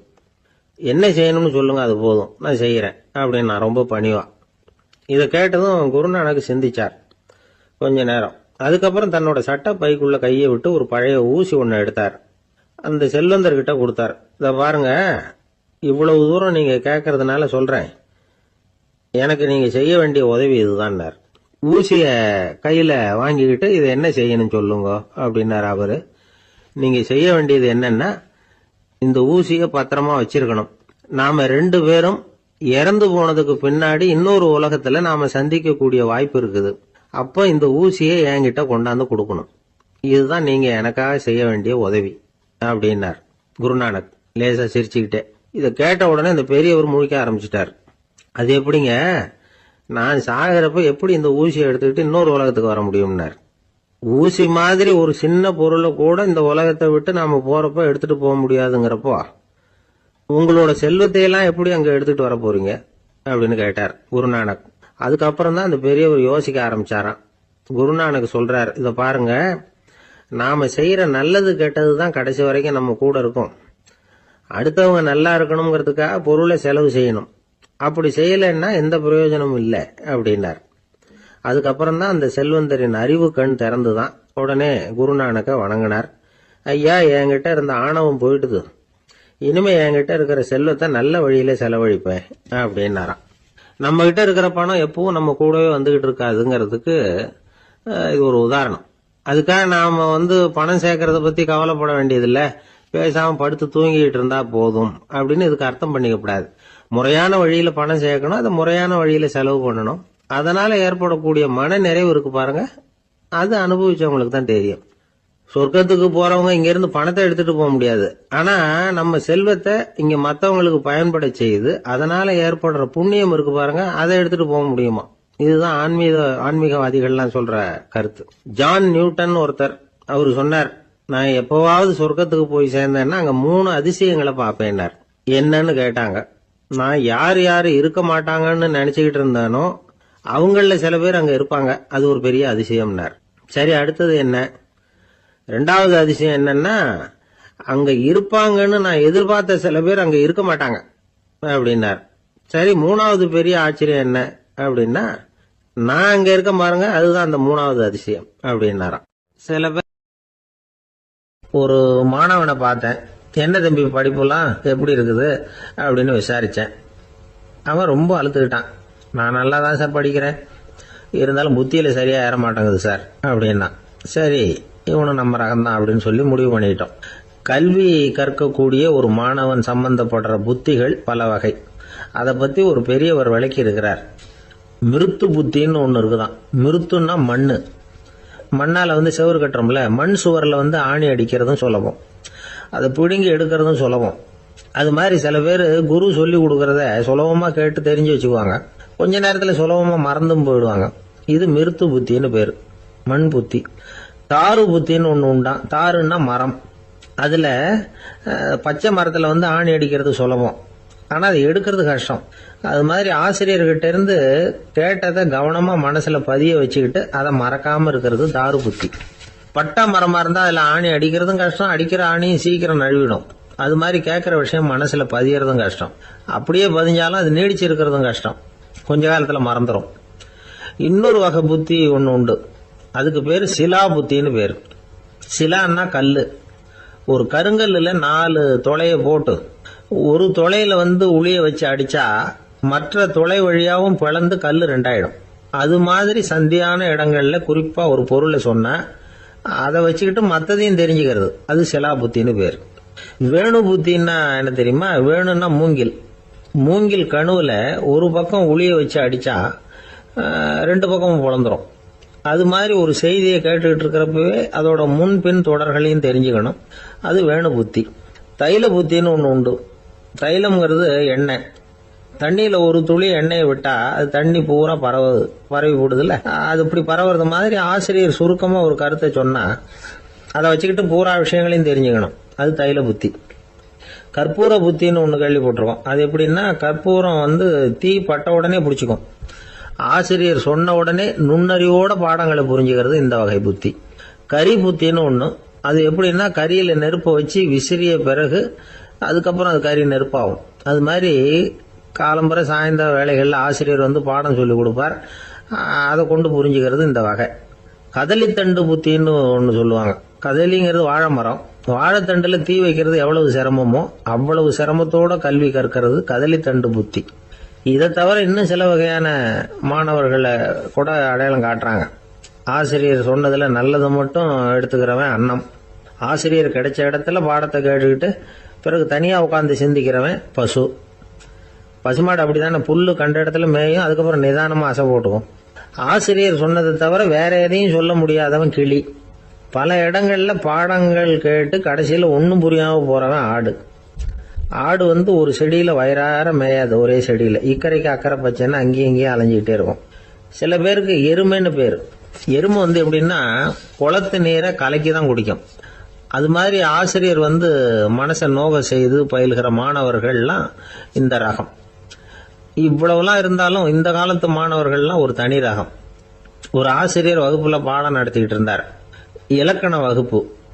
இறந்த காலம், நிகழ்காலம், எதிர்காலம், past tense, present tense, future tense, இதை பத்திலாம் பாடம் நடத்துறார். எல்லாம் சொல்லி கொடுத்துட்டு இப்ப நான் ஒரு வாக்கியம் சொல்லுவேன், அது என்ன காலம் அப்படிங்கறத நீங்க சொல்லணும்னார் ஆசிரியர். சரி, நாங்க மாணவர்கள்லாம், நான் நாளைக்கும் பாடம் நடத்த போகிறேன், இது என்ன காலம் அப்படின்னு கேட்டார் ஆசிரியர். அதாவது நான் நாளைக்கும் பாடம் நடத்த போகிறேன், இந்த வாக்கியம் என்ன காலம்னு கேட்டார். ஒரு பையன் மெதுவா எந்திரிச்சு சொன்னான், இது எங்க போதாத காலம் சார் அப்படின்னு சொல்லிவிட்டு உட்காந்துட்டானா. குடும்பம்னு இருந்தா கோபம் வரதான் செய்யும், அது வந்துட்டு போட்டும் பரவாயில்ல. ஆனா அந்த கோபம் ஒரே நேரத்துல 2 பேருக்கும் வந்துடாம பாத்துக்கணும். ஒரு சமயத்துல யாராவது ஒருத்தர் தான் கோபப்படணும், அடுத்தவங்க அமைதியா இருக்கணும். அதுக்கப்புறம் இவர் அமைதியான உடனே அவங்க ஆரம்பிச்சுக்கலாம். கோபமா ஏதாவது சொன்னா உடனே கோபமா பதில் சொல்லக்கூடாது. கொஞ்சம் பொறுத்து கோபம் தீர்ந்த உடனே அந்த பதிலை சொல்லலாம். அப்போ பதில் கோபமா இருந்தா கூட அது அவ்வளவு பெருசா தெரியாது. அற்ப விஷயத்துக்கெல்லாம் காய்ச்சி மூச்சுன்னு கத்திட்டு இருக்கக்கூடாது. உங்க 2 பேருக்குள்ள ஒரு தர்க்கம் ஆரம்பமாயிட்டுதுன்னு வச்சுக்கோங்க, கடுமையா 2 பேரும் விவாதம் பண்றீங்க. உங்களில் ஒருத்தர் இதுல ஜெயிக்கணும்னா அது நீங்களா இருக்க வேணாம், அடுத்தவங்க ஜெயிக்கிறதுக்கு நீங்க துணையா இருங்களேன். அப்படின்னா நீங்க கொஞ்சம் விட்டு கொடுக்கணும், அவ்வளவுதான். ஏதாவது குத்தம் சொல்லணுமா, செஞ்ச தப்ப சுட்டி காட்டணுமா, விமர்சனம் பண்ணணுமா, பண்ணுங்க, வேணான்னு சொல்லல. ஆனா சொன்னதை அப்படி சொல்றத கொஞ்சம் அன்பா இதமா சொல்லுங்க. எப்போ நடந்த தவறுகளை எல்லாம் இப்போ போய் மறுபடியும் ஞாபகப்படுத்திட்டு இருக்க வேண்டாம். நான் அப்பவே சொன்னேன் இந்த புடவை வேணாம்னு, நீங்க தான் கேட்கல, இப்போ பாருங்க கிழிஞ்சு போச்சு இப்படின்னு கத்துனாங்க ஒரு அம்மா. எப்போ சொன்னீங்கன்னு கேட்டால் ஒரு 10 வருஷத்துக்கு முன்னாடி தீபாவளி சமயத்தில் அப்படிங்கிறாங்க. அது என்ன இன்னும் அப்படியே புதுசாகவே இருக்கும்? உங்களுக்கு அவர் தான் பெருசு, அவருக்கு நீங்கள் தான் பெருசு, அதை விட இந்த உலகத்தில் வேற எதுவும் முக்கியம் இல்லைன்னு நினைக்கணும். நீ தான் என்னுடைய உலகம்னு எத்தனை தடவை சொல்லியிருப்பீங்க? அதெல்லாம் வெறும் வசனமாக போயிடக்கூடாது. ஏதாவது ஒரு பிரச்சனையை பற்றி கடுமையாக விவாதம் பண்ணிகிட்டு இருக்கீங்க, அதை அப்படியே பாதியில் விட்டுட்டு படுக்கைக்கு போயிடக்கூடாது. சொச்சத்தை நாளைக்கு பேசிக்கலாம்னு. அப்படி போனால் தூக்கம் வராது. பிரச்சனையை ஒரு முடிவு பண்ணிக்கிட்டு அதுக்கப்புறமா தூங்க போகணும். ஒரு நாளில் ஒரு தடவையாவது உங்கள் ஜோடியை பாராட்டி நல்ல விதமாக கனிவாக ஒரு வார்த்தை சொல்லணும் அப்படின்னு தீர்மானம் பண்ணீங்க. ஏதாவது தப்பு பண்ணிவிட்டீங்கன்னா பரவாயில்ல, அதை ஒத்துக்கிறதுக்கும் மன்னிப்பு கேட்கறதுக்கும் தயாராக இருக்கணும். அது ஒன்றும் கேவலம் கிடையாது. வீட்டுக்குள்ளே தானே கேட்க போகிறீங்க, வெளியில் யாருக்கு தெரிய போதும்? எப்படியோ உங்களுக்குள்ள ஒரு சமரசம் ஆனால் சரிதான். ஒரு தகராறுன்னு எடுத்துக்கிட்டா குறைஞ்சபட்சம் அதுக்கு 2 பேர் தேவை. தனியாகவே உட்காந்துக்கிட்டு நான் இப்போ தகராறு பண்ணிகிட்டு இருக்கிறேன் அப்படின்னு யாரும் சொல்ல முடியாது. 2 பேர் தகராறு பண்ணுறாங்கன்னா பொதுவாக அந்த 2 பேரில் யார் அதிகமாக பேசுகிறாங்களோ அவங்க பேரில் தான் தப்பு இருக்கும். அதை மனசில் வச்சுக்கணும். இதெல்லாம் தான் அந்த புத்தகத்தில் போட்டிருக்கிற வழிமுறைகள். இவ்வளவும் சரியாக வரலைன்னா அப்புறமா சொல்லுங்கள், வேற புத்தகம் ஏதாவது இருக்கான்னு தேடுவோம். ஒரு கணவன் தன்னுடைய மனைவியை அழைச்சிட்டு ஒரு மனோதத்துவ டாக்டர்கிட்ட வந்தாராம். டாக்டர், எங்களுக்கு கல்யாணம் ஆகி 30 வருஷ காலமா நாங்கள் ஒரு விஷயத்தில் கூட ஒத்து போனதில்லை அப்படின்னு ஆரம்பிச்சார். உடனே அந்த அம்மா குறுக்கிட்டு, அது 30 வருஷம் இல்லை 32 வருஷம் அப்படின்னாங்களாம். ஒரு ஊர்ல ஒரு ராஜா இருந்தார். அவரு ஒரு நாள் காலையில அரண்மனையில மேல் மாடத்துல நின்றுகிட்டு இருந்தார். அப்போ ஒரு ஆள் வீதியில ரொம்ப வேகமா ஓடிக்கிட்டு இருக்கான். அதை ராஜா கவனிச்சார். அவன் மனசுல ஏதோ ஒரு தவிப்பு இருக்குங்கிறத புரிஞ்சுக்கிட்டார். உடனே அரண்மனை சேவகர்களை கூப்பிட்டார். அந்த ஆளை இங்க அழைச்சிட்டு வாங்க அப்படின்னார். இவங்க ஓடி போய் அந்த ஆளை அழைச்சிட்டு வந்தாங்க. மன்னர் முன்னாடி நிறுத்தினாங்க. மன்னர் அவனை நிமிர்ந்து பார்த்தார். எதுக்காக இவ்வளவு வேகமா ஓடிக்கிட்டு இருக்கிற அப்படின்னு கேட்டார். இதுக்கு அவன் சொன்னா, மன்னா, நம்ம கோட்டையின் வடக்கு வாசல் இருக்கு இல்லையா, அது ஓரமா ஒரு பெரிய பாறாங்கல் கிடக்கு. அதுக்கு அடியில நான் ஒரே ஒரு வெள்ளி நாணயத்தை புதைச்சி வச்சிருக்கேன். அது இப்போ எனக்கு தேவைப்படுது. என்னுடைய மனைவிக்கு ஒரு பரிசு வாங்கி கொடுக்க வேண்டியிருக்கு. அதுக்காக தான் அவசரமா ஓடிக்கிட்டு இருக்கிறேன் அப்படின்னா. மன்னர் யோசனை பண்ணார். அப்புறம் சொன்னார், அதுக்காகவா இப்படி ஓடுற? பரவாயில்ல, அதை பத்தி கவலைப்படாத. நான் உனக்கு 10 வெள்ளி காசுகள் தர்றேன், வாங்கிட்டு திரும்பி போ அப்படின்னார். இவன் தலையை சொரிஞ்சான். மன்னா, நீங்க கொடுக்கறத ரொம்பவும் மகிழ்ச்சியோட வாங்கிக்கிறேன். இருந்தாலும் அதுக்கப்புறம் அந்த வடக்கு வாசலுக்கு போய் அங்க இருக்கிற ஒரு நாணயத்தையும் எடுத்துக்கிட்டு போயிடுறேனே அப்படின்னானா. இத பாருப்பா, அந்த ஒரு நாணயத்தை மறந்துடு, உனக்கு 100 வெள்ளி நாணயங்கள் தரேன் இருக்கார். மன்னா, ரொம்ப மகிழ்ச்சி. உங்க மாதிரி தாராள குணம் வேற யாருக்கும் வராது. நீங்க கொடுக்கற 100 நாணயங்களையும் வாங்கிக்கிறேன். இருந்தாலும் வடக்கு வாசலுக்கு போய் அதையும் எடுத்துக்கிட்டா 101 ஆயிடுமே அப்படின்னானா. இத பாருப்பா, அந்த ஒரு நாணயத்தை மறந்துடு, அது எக்கேடாவது கெட்டு போகட்டும். நான் உனக்கு 100 பொற்காசுகள் தரேன், அதையாவது வாங்கிட்டு வந்த வழியிலேயே திரும்பி போடுன்னாராம். தங்க நாணயங்களே தரேன்னு சொல்றீங்க, தாராளமா வாங்கிக்கிறேன். இருந்தாலும் வடக்கு வாசலுக்கு போய் அப்படின்னு மறுபடியும் ஆரம்பிச்சான். அரசர் பொறுமை இழந்துட்டார். கடைசியா ஒரு முடிவுக்கு வந்துட்டார். இத பாருப்பா, உனக்கு என்னுடைய ராஜ்யத்திலேயே பாதியை கொடுத்துடுறேன், அப்படியாவது திருப்தியா திரும்பி போ அப்படின்னாராம். மன்னா, உங்களுடைய பெருந்தன்மைக்கு ஈடு இணையே கிடையாது. தேசத்திலேயே பாதி பிரிச்சு கொடுக்குறேன்னு சொல்றீங்க, அதனால உங்ககிட்ட ஒரு சின்ன வேண்டுகோள் அப்படின்னானா. சொல்லுன்னாராம் மன்னர் ஆர்வமா. இவன் மெதுவா ஆரம்பிச்சான். அப்படி இந்த ராஜ்யத்தை ரெண்டா பிரிக்கிறப்போ அந்த வடக்கு வாசல் இருக்கிற பக்கத்தை என்கிட்டயே கொடுத்துருங்கோ அப்படின்னு மன்னர் அசந்து போயிட்டார். இந்த கதை எதுக்காகன்னு கேட்டா, மனம்ங்கிறது ஒரு குரங்குங்கிறத புரிஞ்சுக்கிறதுக்காகத்தான். உன்னை புடிச்சுக்கிட்டா லேசில விடாது. அப்படிப்பட்ட மனச அறிவு தான் வழி நடத்தணும். அதுலதான் வாழ்க்கையின் வெற்றி அடங்கி இருக்குது. ஒரு சின்ன பையன் தெருவில் அழுதுகிட்டு இருந்தான். ஏன்பா அழுவுறேன்னு ஒரு பெரியவர் கேட்டார். ₹1 காசை இங்க தொலைச்சுட்டேன் அப்படின்னா. சரி, அதுக்காக அழாத, அதுக்கு பதிலா 10 ரூபா தரேன், இந்தா வச்சுக்கோன்னு கொடுத்தாரு. அந்த 10 ரூபாய வாங்கி சட்டப்பையில போட்டுக்கிட்டு அதை விட அதிகமா சத்தம் போட்டு அழ ஆரம்பிச்சுட்டான். மறுபடியும் ஏன்டா அழறேன்னு கேட்டார் பெரியவர். அந்த ₹1 கிடைச்சிட்டுதுன்னா இப்ப என்கிட்ட 11 ரூபா இருக்குமே, இப்ப 10 ரூபா தானே இருக்கு அப்படின்னு சொல்லிவிட்டு அழறான். ஒரு ஊர்ல ஒரு ஆள் இருந்தான். நிறைய பணம் சேர்த்தான். அவனுக்கு சம்பாதிக்க தெரியுமே தவிர செலவு பண்ண தெரியாது. மகா கஞ்சன். காசை கையில எடுக்கவே மாட்டான். எடுத்தா செலவு செய்ய வேண்டியிருக்குமே. அதனால இப்படியே அவன் காலத்தை ஓட்டி விட்டான். வயசாயிட்டுது. அவனுடைய மனைவி ஒரு நாள் கேட்டாங்க, இவ்வளவு நாளா நீங்க என்ன எங்கேயுமே அழைச்சிட்டு போனதில்லை, இப்போவாவது அழைச்சிட்டு போகக்கூடாதா அப்படின்னாங்க. எங்க போகணும் சொல்லுன்னா. காசிக்கு போகணும், கங்கையில குளிக்கணும்னாங்க. இவன் பார்த்தான், இதுக்கு ஏன் அவ்வளவு தூரம் செலவு பண்ணிட்டு போகணும், நம்ம ஊர் ஆத்துலயே குளிக்கலாமே, இதுவும் புண்ணிய நதி தான், இங்க குளிச்சா அங்க குளிச்ச பலன் கிடைச்சிரும் அப்படின்னா. சரின்னு 2 பேரும் ஆத்தங்கரைக்கு போனாங்க. அன்னைக்கு ஏதோ விசேஷம், நிறைய கூட்டம், நிறைய பேர் குளிச்சுக்கிட்டு இருக்கிறாங்க. கரையில சில புரோகிதர்கள் நின்றுகிட்டு இருக்கிறாங்க. குளிக்கிறதுக்கு முந்தி அவங்க கிட்ட உட்காந்தா ஏதோ மந்திரம்லாம் சொல்லுவாங்க, கொஞ்சம் காசு கொடுக்க வேண்டியிருக்கும். அதனால இவன் என்ன பண்ணா, ஆத்தங்கரையிலேயே கொஞ்சம் தூரம் போனான். ஊரை விட்டு தள்ளி வந்துட்டான். அங்க யாருமே இல்லை. அப்பாடான்னு சந்தோஷப்பட்டான். குளிக்கலாம்னு புறப்பட்டான். இந்த நேரம் கடவுள் பார்த்தார், இந்த கஞ்சனுக்கு ஏதாவது புத்தி போகட்டணும் அப்படின்னு நினைச்சார். உடனே ஒரு புரோகிதர் மாதிரி உருவத்தை மாத்திக்கிட்டு அந்த ஆள் முன்னாடி வந்து நின்னார். அவனுக்கு அதிர்ச்சி. இங்க யாருமே இருக்க மாட்டாங்கன்னு நினைச்சா இங்கேயுமே ஒரு ஆள் வந்துட்டாரு, என்ன பண்றதுன்னு யோசனை பண்ணான். புரோகிதர் உருவத்தில் இருந்த கடவுள் சொன்னார், இதை பாருங்க, இன்னைக்கு விசேஷ நாள், நீராடுறதுக்கு முன்னாடி சுயகல்பம் பண்ணிக்கிறது ரொம்ப நல்லது அப்படின்னார். என்கிட்ட பணம் எதுவும் இல்லையேன்னா. பரவாயில்ல, அப்புறமா கொடுங்க, வாங்கிக்கிறேன். ஆனா ஒண்ணு, எவ்வளவு கொடுப்பீங்கிறத மட்டும் இப்பவே சொல்லி கொடுங்க அப்படின்னார். இவன் ரொம்ப யோசனை பண்ணான். ஒரு 10 பைசா தரேன் அப்படின்னா. சரின்னு ஒத்துக்கிட்டு எல்லா கிரியைகளையும் அவர் செஞ்சார். அதுக்கப்புறம் கணவனும் மனைவியும் ஆத்துல குளிச்சாங்க. அவர் போயிட்டார். கொஞ்ச நாள் கழிச்சு அவன் வீட்டுக்கு வந்தார் கடனை வசூல் பண்றதுக்கு.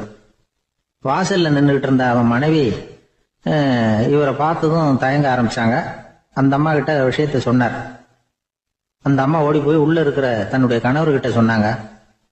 அவன் யோசனை பண்ணான், இப்ப வெளியில போனா அவனுக்கு 10 காசு கொடுக்க வேண்டியிருக்கும், அதனால எனக்கு காய்ச்சல்னு அந்த ஆளுகிட்ட சொல்லிவிடு, இன்னொரு சந்தர்ப்பத்துல என்ன வந்து பார்க்க சொல்லு அப்படின்னா.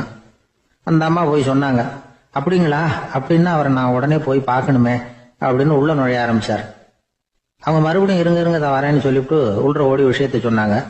இது எதுடா வம்பா போச்சு அப்படின்னு பார்த்தான்.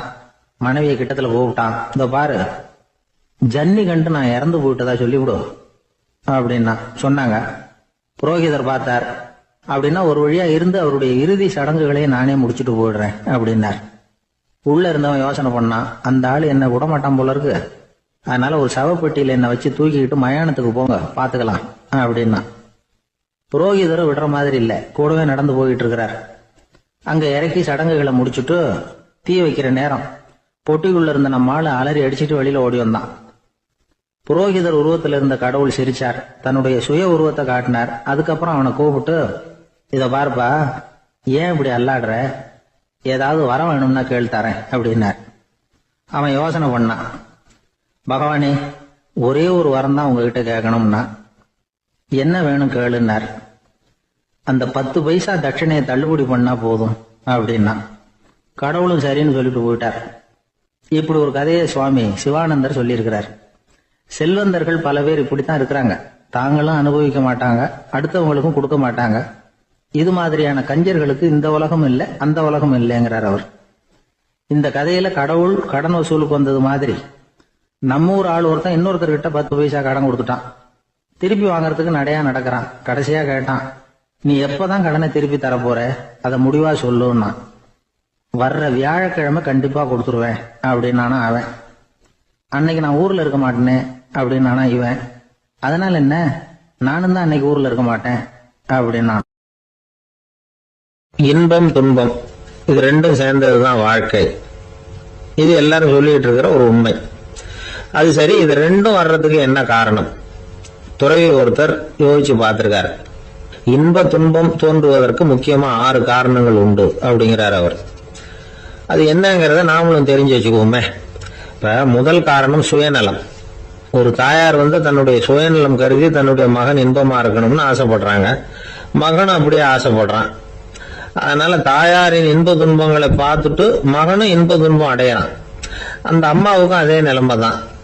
2வது காரணம் உறவு. நான் துறவியான பிறகு கூட உறவுங்கிற காரணத்தினாலதான் தாயாருடைய சுக துக்கங்களை கண்டு நானும் சுக துக்கம் அடைகிறேன். என் தாயாருடைய நிலைமையும் இதுதான் அப்படிங்கிறார் ஒரு துறவி. 3வது காரணம் என்னன்னா அறிமுகம். எனக்கு அறிமுகமான ஒருத்தரை ரயில் நிலையத்துல சந்திக்கிறேன். அவர் தன்னுடைய பணப்பையை எங்கேயோ தொலைச்சு விட்டு வருத்தப்பட்டு இருக்கிறார். நானும் வருத்தப்படுறேன். அந்த சமயத்துல யாரோ ஒருத்தர் இதுதானே அவங்க பணப்பை அப்படின்னு சொல்லி கொண்டாந்து நீட்டுறார். பணப்பைய தொலைச்சவர் சந்தோஷப்படுறார், நானும் சந்தோஷப்படுறேன். இது அந்த துறவி சொல்ற அனுபவம். 4வது காரணம் என்னன்னா கருணை. எனக்கு முன்னே தெரியாத ஒருத்தனை யாரோ ஒருத்தன் அடிச்சு காயப்படுத்தி போடுறான். கருணை காரணமா நான் அதுக்காக துக்கப்படுறேன். 5வது காரணம் எதையும் நம்புறது. ஒரு பசுமாட்டை ஒரு முரணை அடிச்சுட்டு இருக்கிறான் அப்படின்னு ஒருத்தர் நம்ம கிட்ட சொல்றாருன்னு வைங்க, உடனே நான் துக்கப்படுறேன். இன்னொருத்தர் அந்த முரணனை போலீஸ்காரங்க புடிச்சிட்டு போயிட்டாங்கன்னு சொல்லி சொல்றாரு, நான் உடனே சந்தோஷப்படுறேன். 3வதா ஒருத்தர் முதல் 2 பேரும் சொன்னது பொய்யுங்கிறார். அப்ப நான் இன்ப துன்பம் ரெண்டுமே இல்லாம நிம்மதியா இருக்கிறேன். இது ஒரு விதம். அடுத்தது 6வது காரணம் என்னன்னா தன்மயமாகுதல். ஒரு நாவல் படிச்சுட்டு இருக்கிறோம், அதுல வர்ற பாத்திரங்களோட நாம ஒன்றி போயிடுறோம். அதுல வர்ற பாத்திரங்கள் சிரிச்சுன்னா நாமளும் சிரிக்கிறோம், அது அழுதுன்னா நாமளும் அழறோம். அதெல்லாம் அந்த துறவி சொல்ற அனுபவ உண்மைகள். இன்ப துன்பம் ரெண்டும் தோன்றுவதற்கு சுயநலம், உறவு, அறிமுகம், கருணை, எதையும் நம்புறது, தன்மயமாகிறது, இது எல்லாம் தான் முக்கிய காரணம் அப்படின்னு அவர் சொல்றார். ஆக கூடி ஒட்டு மொத்தமா யோசனை பண்ணி பார்த்தா பிற பொருள்கள் மீது பற்றுதல் காரணமா தான் நாம இன்ப துன்பம் அடையிறோம் அப்படிங்கறத புரிஞ்சுக்க முடியுது. மனுஷன் இன்ப துன்பம் அடையறதுக்கு 7வது காரணம் கூட ஒண்ணு உண்டு அப்படின்னு சொல்லிட்டே வந்தார் ஒருத்தர். அது என்ன அப்படின்னு கேட்டோம். அதுதான் சார் இந்த நீங்க சொல்லிட்டு வர்ற இன்று ஒரு தகவல்னார். எப்படி சொல்றீங்கன்னு கேட்டோம். இன்று ஒரு தகவல் கேட்க ஆரம்பிக்கிறப்போ மனசுல இன்பம், ஆரம்பிச்ச உடனே இது ஏற்கனவே கேட்ட சமாச்சாரமாச்சே அப்படின்னு நினைக்கிறப்போ துன்பம் அப்படின்னு அதுக்கு ஒரு விளக்கம் கொடுத்தார். சங்கீத வித்வான்கள்ல பல வகை உண்டு. சில குறிப்பிட்ட ராகங்களை பாடுறதுல அவங்களுக்கு பெருமை வர்றது உண்டு. ஆனா ஒருத்தர் இருந்தார், அவரால் ஒரு ராகத்துக்கே பெருமை வந்தது. அந்த ராகத்தை அவர் வாசிச்சு கேட்கணும் அப்படின்னு சொல்லுவாங்க. அது என்ன ராகம்னா தோடி ராகம். சரி, அந்த வித்வான் யாருன்னா அவர் தான் திருவாவடுதுறை ராஜரத்னம் பிள்ளை. பேராசிரியர் கல்கி ஒரு சமயம் தம்முடைய பத்திரிகையில எழுதினாராம். அதை அப்படியே படிக்கிறேன் கேளுங்களேன். ஆகா, ஸ்ரீ ராஜரத்னம் பிள்ளையின் தோடி ஆலாபனையை முதலில் கேட்டபோது அவருடைய கற்பனையை விட்டு தள்ளுங்கள். நம்முடைய மனதில் என்னென்ன இன்பமயமான கற்பனைகள் எல்லாம் உதித்தன. குழந்தை தாயிடம் கொஞ்சம் குரலை கேட்டோம், அன்னை குழந்தையிடம் கொஞ்சம் குரலை கேட்டோம், ரதியும் மன்மதனும் பேசிக்கொண்ட காதல் மொழிகளை கேட்டோம், முருகன் சிவபெருமான் செவிகுளிர மொழிந்த உபதேசத்தை கேட்டோம், கலைமகள் கவிஞனுக்கு அருளிய ஆசி மொழிகளை கேட்டோம், நாரத முனிவருடைய தம்பூரா சுருதியை கேட்டோம், ராவணன் தன் எலும்பை ஒடித்து வீணையாகச் செய்து வாசித்த கானத்தை கேட்டோம், கானப் பறவைகளின் கலகல ஒலியை கேட்டோம், கோல குயில்களின் குரல் இனிமையை கேட்டோம். இப்படிலாம் பேராசிரியர் கல்கி விமர்சனம் எழுதியிருக்கிறார்.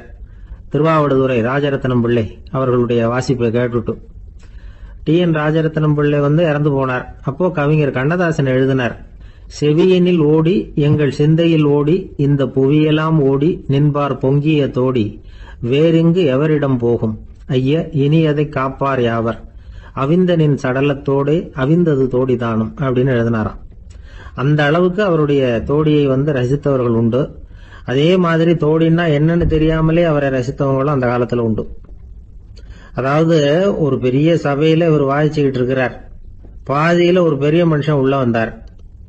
அவர் உடம்புல பட்டு வேஷ்டி, ஜருகை, அங்கவஸ்திரம், வாயில வெத்தலை, வாசனை புகையில, காதுல வைரக்கடுக்கன், கழுத்துல தங்க சங்கிலி, கை விரல் பூரா மோதிரம், கையில ஒரு வெள்ளி வெத்தலை புட்டி, உதவிக்கு 2 பேர் பக்கத்துல. இவ்வளவு பந்தாவோட வரார் கச்சேரி கேட்கறதுக்கு.